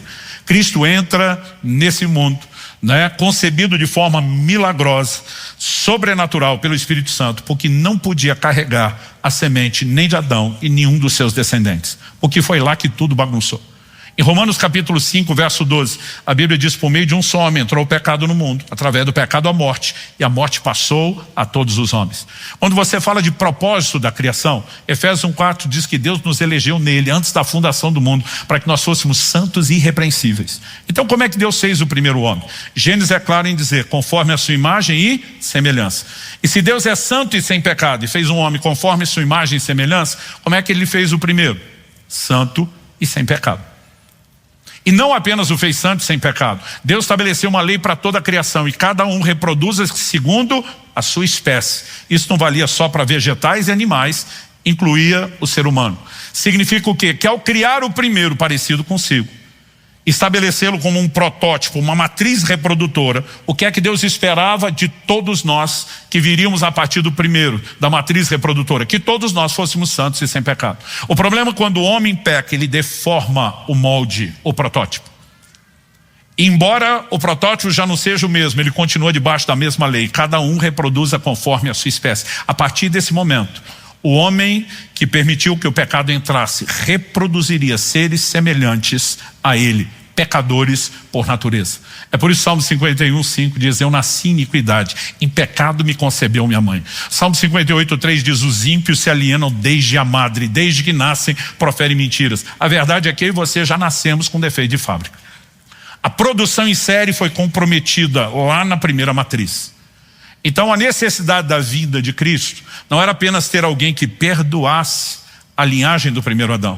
Deus diz: eu vou mandar um outro protótipo, uma outra matriz reprodutora. É por isso que o apóstolo Paulo enfatiza com clareza a diferença entre o primeiro e o último Adão, em 1 Coríntios 15, de 45 a 49. Eu gosto que, embora em algum momento Cristo é chamado de o segundo homem, a maior parte do tempo é chamado de o último Adão. Por quê? Se o primeiro falhou, houve a necessidade de um outro. Mas Cristo não seria só o segundo, seria o último, porque ele não falharia. Ele cumpriria a proposta para a qual foi enviado, ser uma nova matriz reprodutora. Como é que a coisa estragou? Por nascimento. Eu e você já herdamos uma natureza pecaminosa. Como é que Deus decidiu consertar? Por nascimento, mas nos fazendo nascer de uma outra matriz reprodutora. É por isso que Jesus explica para Nicodemo: se alguém não nascer de novo, não pode entrar no reino de Deus. Nascer de novo não é nascer segundo a carne. E a Bíblia explica isso. Porque se eu e você nascêssemos de novo do mesmo jeito, como Nicodemos inicialmente imaginou, a gente ia viver o loop e a repetição de sempre herdar aquele gene comprometido do primeiro Adão. Quando a Escritura nos mostra que esse novo nascimento é uma obra espiritual, 1 João 3,9 diz: a semente de Deus permanece em vocês. A palavra semente, você consulta lá no original grego, é sêmen. Ela não fala só da semente humana, fala de todo tipo de semente. É aquilo que traz um código genético. Com qual propósito? Reproduzir uma natureza. 2 de Pedro 1,4 diz: a fim de que vos torneis participantes da natureza divina. O que Cristo viabilizaria por meio da sua vinda era a possibilidade de nascer de novo, de receber um novo código genético, uma nova natureza. Pastor, e a velha sumiu? Ainda não. E aqui nós temos o desafio do crente. Um dia isso vai acontecer. Aliás, se você observar toda a narrativa bíblica da redenção, envolve isso. O pecado entrou pela carne, Deus manda Cristo em semelhança de carne pecaminosa. Por quê? O texto de Romanos 8 nós lemos, diz que Deus condenou o pecado na carne. O pecado entra pela carne, perpetua pela carne. Tinha que ser condenado na carne, na primeira vinda de Cristo. E o que acontecerá na segunda vinda de Cristo? A Bíblia diz que mortos ressuscitam, os vivos são transformados. Nós teremos o que a Bíblia chama, que nós estamos aguardando, diz lá Romanos 8, 23, a redenção do nosso corpo, que é a glorificação. Chegará o dia onde haverá erradicação dessa natureza pecaminosa, mas isso ainda não aconteceu. A minha, a sua carne, continua carregando essa natureza. Por isso que Paulo fala, o pecado que habita em mim. E o seu espírito, que nasceu de novo, recebeu a nova natureza, não desencarnou, não desincorporou, deixando o corpo um lado para viver livre para o outro. Então esse espírito, nascido de novo com a nova natureza, ele está dentro da gaiola. Paulo em Romanos 8 chama de cativeiro da corrupção. E o que é que eu e você precisamos entender? Que é um conflito de naturezas. Mas a velha natureza pode ser subjugada pela nova. Quando só tínhamos a velha, nós não tínhamos alternativa. Agora que temos a nova, apesar do conflito, nós temos recursos para parar de desobedecer. E aí eu e você precisamos entender isso na perspectiva que nos é apontada. Olha o que Paulo diz em Romanos, no capítulo 5 e no verso 19. Ele resume desde a queda até a obra de Cristo, falando de desobediência e de obediência. Isso é tema central na Escritura, gente. Porque como pela desobediência de um só homem, muitos se tornaram pecadores, assim também, pela obediência de um só, muitos se tornarão justos. A desobediência de um estragou, a obediência de outro veio consertar. A desobediência de um se tornaria o padrão que seria reproduzido. A obediência do outro seria o padrão que também passaria a ser reproduzido. É por isso que tudo no Evangelho gira em torno de eu e você nos tornarmos semelhantes a Jesus. E aqui a gente começa a entender que a bênção de Abraão não é apenas Deus abençoando nossa vida no sentido circunstancial. É a concretização do Evangelho que traz consigo uma bênção que merece destaque. É a bênção da obediência, a capacidade de agora, empoderados pelo Senhor, vivemos a obediência. Vamos voltar em Romanos 8, 3 e 4. Aquilo que a lei não podia fazer, Deus fez enviando seu Filho. Vamos trocar o Deus fez enviando seu Filho pela explicação do que é isso. João 17 diz, a lei foi dada por intermédio de Moisés, a graça e a verdade por meio de Jesus Cristo. O que a lei de Moisés não pôde fazer, Deus faria por meio de seu Filho, a expressão da graça. A graça vem fazer o que a lei nunca pôde fazer. E é por isso que eu digo às pessoas, nós não podemos limitar a ação da graça a perdão de pecados, porque perdão de pecados já tinha na lei, e a lei fazia isso. O que a graça oferece é o que a lei nunca pôde oferecer. A lei não podia aperfeiçoar, não havia transformação. Mas na graça, segundo aos Coríntios 3,18 diz que o Espírito nos transforma de glória em glória na imagem do Senhor Jesus. A graça proporcionou ao homem viver transformação, ou seja, poder quebrar a força dessa velha natureza. Aí eu vejo os pregadores da graça que querem dizer que não tem mais maldição, ou seja, não tem consequência da lei, eles também querem pregar que não tem mais lei. Ao fim da lei é Cristo, Romanos 10,4. A Bíblia não está dizendo o fim de toda e qualquer forma de lei, está falando de uma lei específica. E você entende isso porque a Bíblia que nos contradiz diz em Hebreus 7,12 que onde há mudança de sacerdócio, E lá a Bíblia está falando que o sacerdócio levítico de Moisés foi substituído pelo sacerdócio de Cristo, onde a mudança de sacerdócio é a mudança de lei. Ou seja, Cristo, o novo sacerdote, trouxe uma nova lei. É por isso que Paulo, o mesmo Paulo que escreveu que o fim da lei é Cristo, ele diz em 1 aos Coríntios 9, capítulo 9, verso 21, não estando sem lei, mas debaixo da lei de Cristo.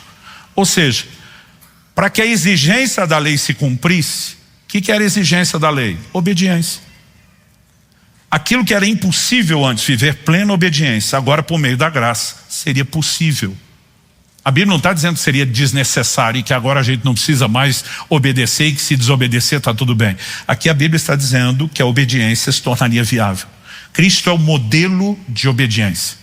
E nós devemos reproduzir aquilo que Ele é. Eu honestamente não consigo entender como alguém pode proclamar um evangelho onde a obediência é opcional ou desnecessária. Ela é o cerne de tudo aquilo que Deus vem trabalhando. Então a bênção de Abraão era não apenas sermos alcançados com uma salvação futura, mas ao longo desse processo sermos capacitados para reproduzir aquilo que de maneira simbólica Abraão já demonstrou e Deus destaca como obediência, mas que o seu descendente viria manifestar de forma plena. A obediência se tornaria viável para mim e para você. Eu vejo alguns desses pregadores da graça e a maneira que eles falam parece que Cristo veio nos resgatar da lei, que a lei era o problema. Gente, o problema nunca foi a lei, o problema era o ser humano. Cristo veio nos resgatar do pecado. O problema era a nossa natureza pecaminosa. Aliás, o apóstolo Paulo em Romanos 7,16, 1 Timóteo 1,8 chama a lei de boa. O problema era a natureza. Efésios 2 diz que nós éramos por natureza filhos da ira, filhos da desobediência. Era um problema de natureza. Aliás, Deus já tinha anunciado na antiga aliança em Jeremias 13:23. O Senhor pergunta, pode por acaso o leopardo remover as suas manchas? A resposta implícita é não. Deus diz assim como ele não pode. Nem o etíope mudar a cor da sua pele. E aí não importa se Deus está falando de um animal, de um ser humano, ele está falando que não se muda a natureza. Deus diz para a nação de Israel, da mesma forma, vocês também não podem deixar de fazer o mal. Deus estava dizendo, fazer o mal, pecar, é um problema de natureza. Então o homem jamais poderia resolver isso, a não ser o momento específico onde Deus manifestaria por meio de Cristo uma solução, o novo nascimento, que nos daria uma nova natureza. E eu e você precisamos, de fato, entender o que é que Jesus veio fazer. Ele veio tornar possível a obediência. Por isso ele disse, como eu afirmei antes, para aquela mulher apanhada em flagrante adultério, eu não te condeno de pecados passados, mas vai e não peques mais, pare de pecar. A mesma graça que remove a condenação de pecados já cometidos, nos empodera para parar de pecar, ou seja, andar em obediência. Eu não sei você, mas eu fico empolgado demais com essa boa nova do Evangelho. Antes nós tínhamos um rótulo, filhos da desobediência. Pedro agora escreve em 1 de Pedro 1,14 e diz como filhos da obediência. E diz, abandonem os sentimentos, as paixões diante, sejam santos em todo o vosso proceder, porque está escrito, sede santos, porque eu, o próprio Deus falando, sou santo. A capacidade de viver santidade é possível agora para os filhos da obediência. Mas pastor, como se desfruta e vive isso? Se fosse algo automático, eu e você não teríamos as dificuldades que temos do dia a dia e não haveria um chamado à ação, aconteceria tudo espontaneamente. Então isso nos remete ao meu terceiro e último tópico onde encerro, o Espírito prometido. Eu tenho questionado muito, desde que comecei a falar de santidade e de graça, tentando ajudar as pessoas a entenderem o que é que mudou da antiga para a nova aliança. Tem gente que fala de um jeito que parece que quem mudou foi Deus. Que na antiga aliança Deus era ranzinza, malvado, matava todo mundo, tinha dó nem piedade de ninguém, mas que de alguma forma de lá para cá ele se converteu. E apareceu o modo paz e amor, não, vim de boa, agora está tudo tranquilo, vocês podem esculhambar que eu não estou mais bravo. Gente, um dos atributos primários de Deus é a imutabilidade. Malaquias 3,6, Deus diz, eu, Senhor, não mudo. Tiago 1,17, nele não há sombra nem mudança de variação. O salmista afirma, ele permanece para sempre o mesmo. Deus não mudou, é bobagem tentar sugerir isso, né? Se Deus não mudou, o que é que mudou? Alguns estão pregando, antes a lei não tem mais, já falamos isso é bobagem. O que mudou foi a lei. Ela não é exatamente a mesma, mas continua tendo lei. As consequências de obedecer antes eram bênçãos e as consequências de desobedecer maldição. Hoje que continua tendo lei, as mesmas consequências. O que mudou foi que antes o homem não tinha capacidade de plena obediência.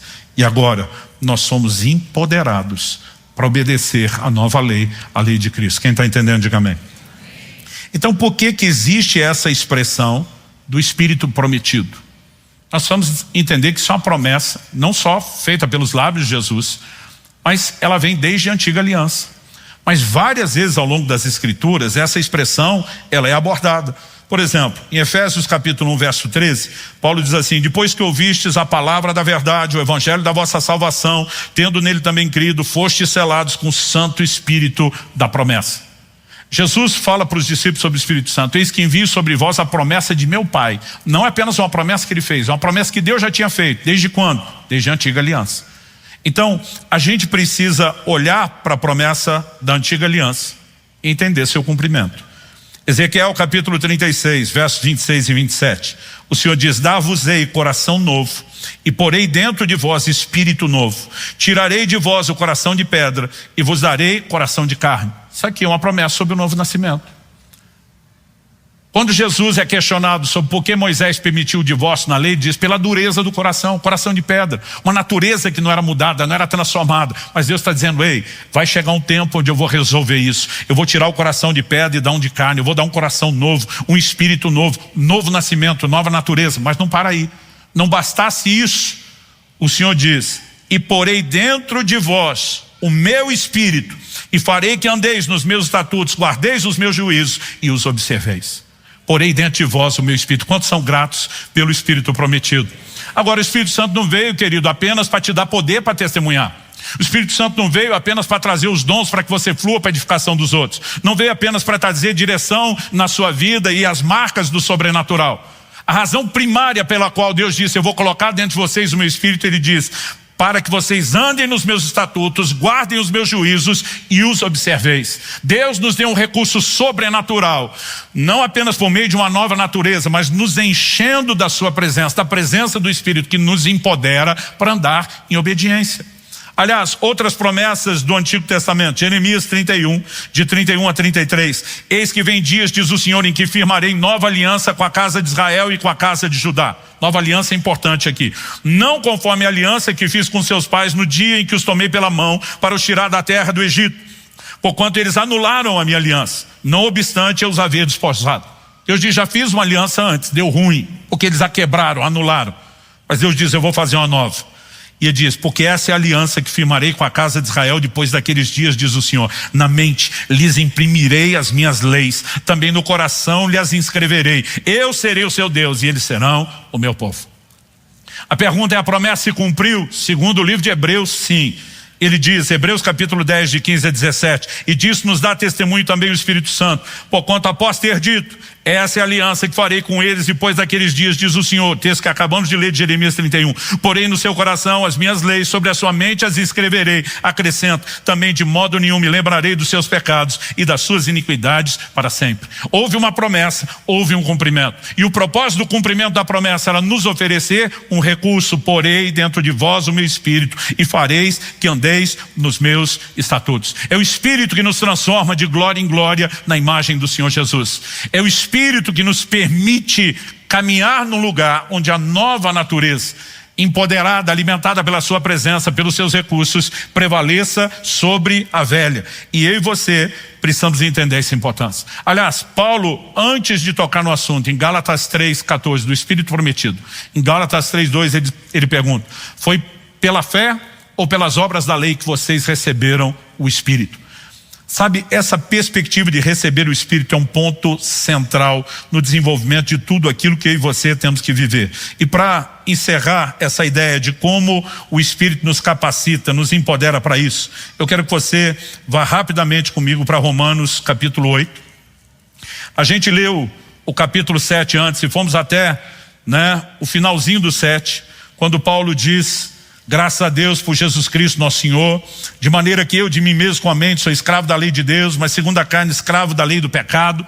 Ele mostra que mesmo que no Espírito possa ter prazer na lei de Deus, nascido de novo, a carne ainda tem inclinações. Mas Paulo não está apresentando isso como algo que eu e você não podemos vencer antes da glorificação do corpo.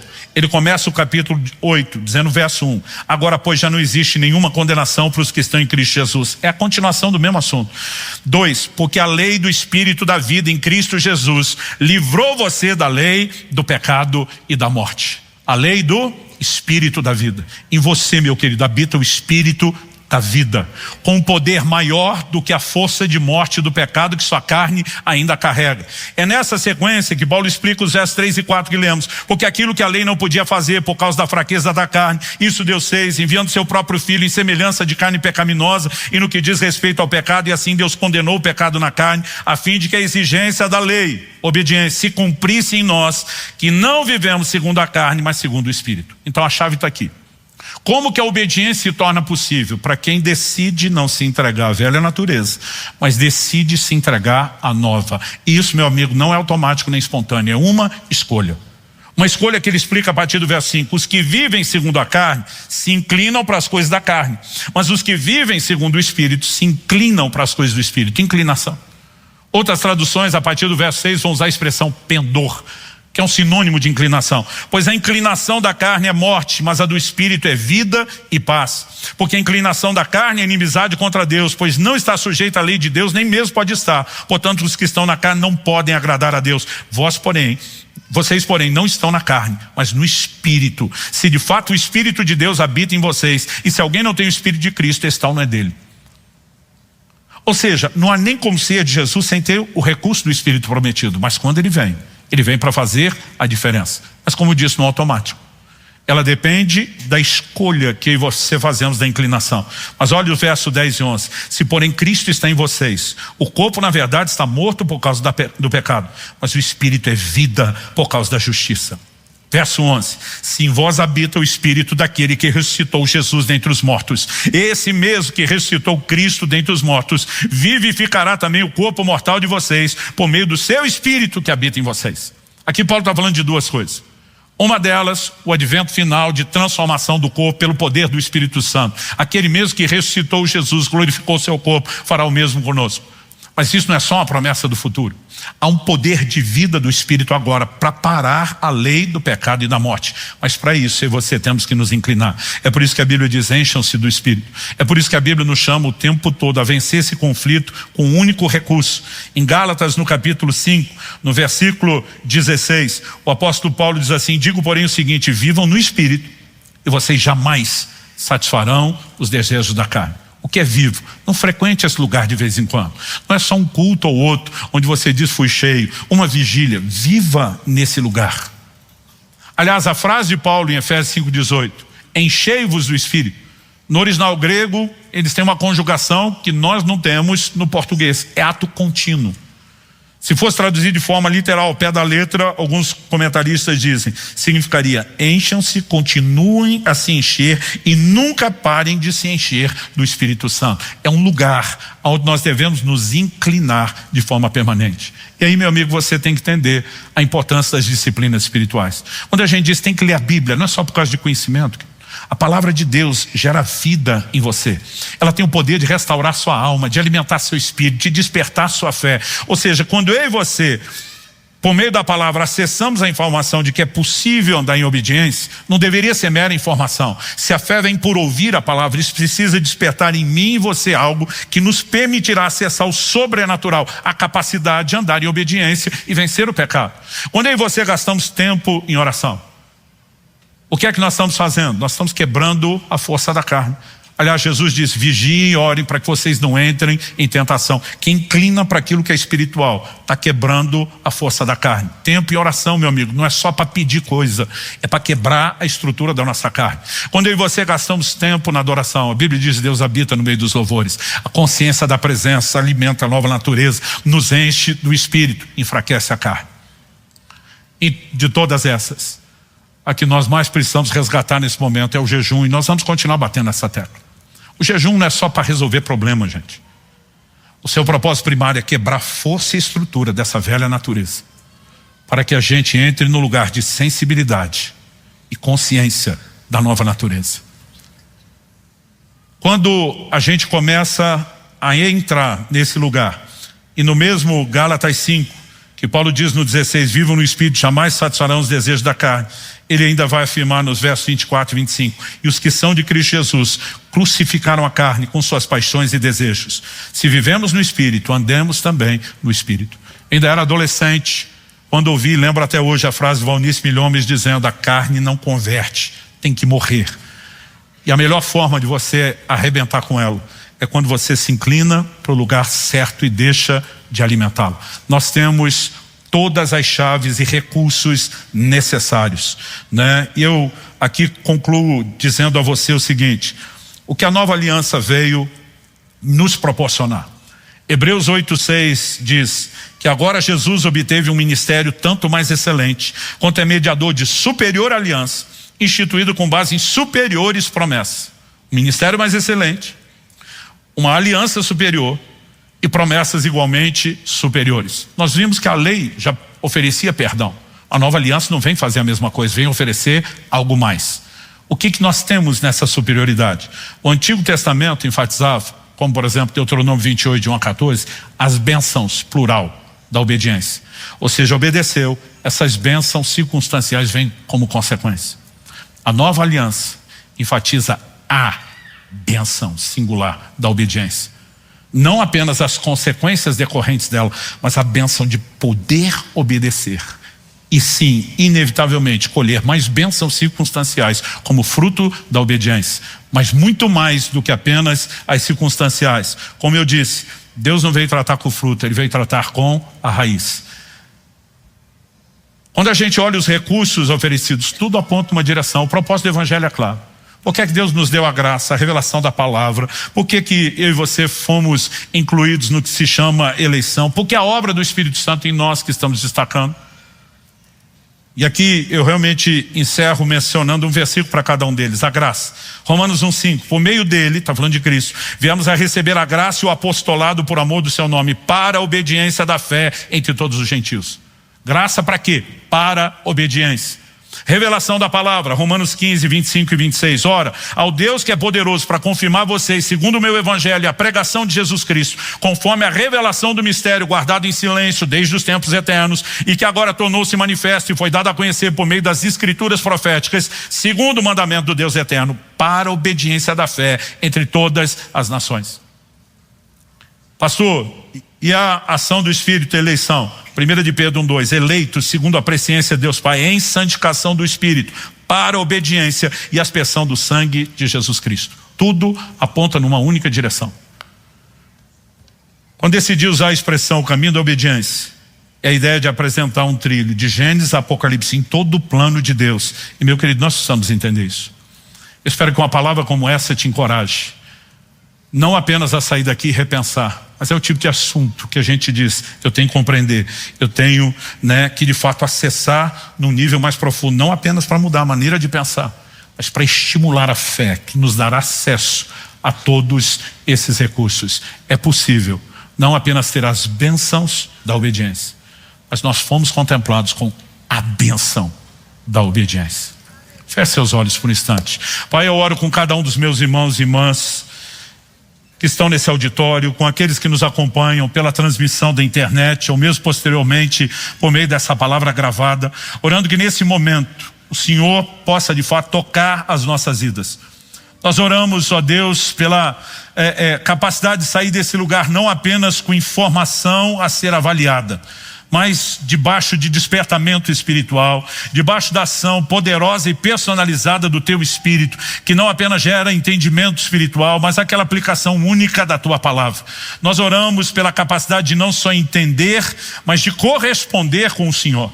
Nós oramos que o Senhor começou continue e cresça, e que tudo isso nos leve ao lugar do cumprimento pelo qual a sua palavra tem sido liberada, gerar em nós correspondência, gerar em nós resposta, gerar em nós crescimento e avanço.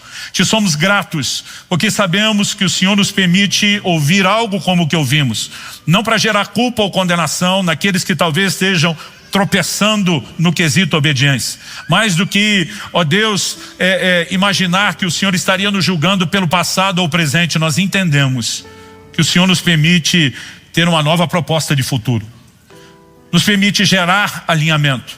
E eu oro não só por uma firme decisão de usar os teus recursos para viver a obediência na vida dos meus irmãos e irmãs. Como eu oro que esse seja um tempo de conserto, talvez para alguns de arrependimento, talvez para outros de aproximar-se ou reaproximar-se no ato de reconciliação para com o Senhor.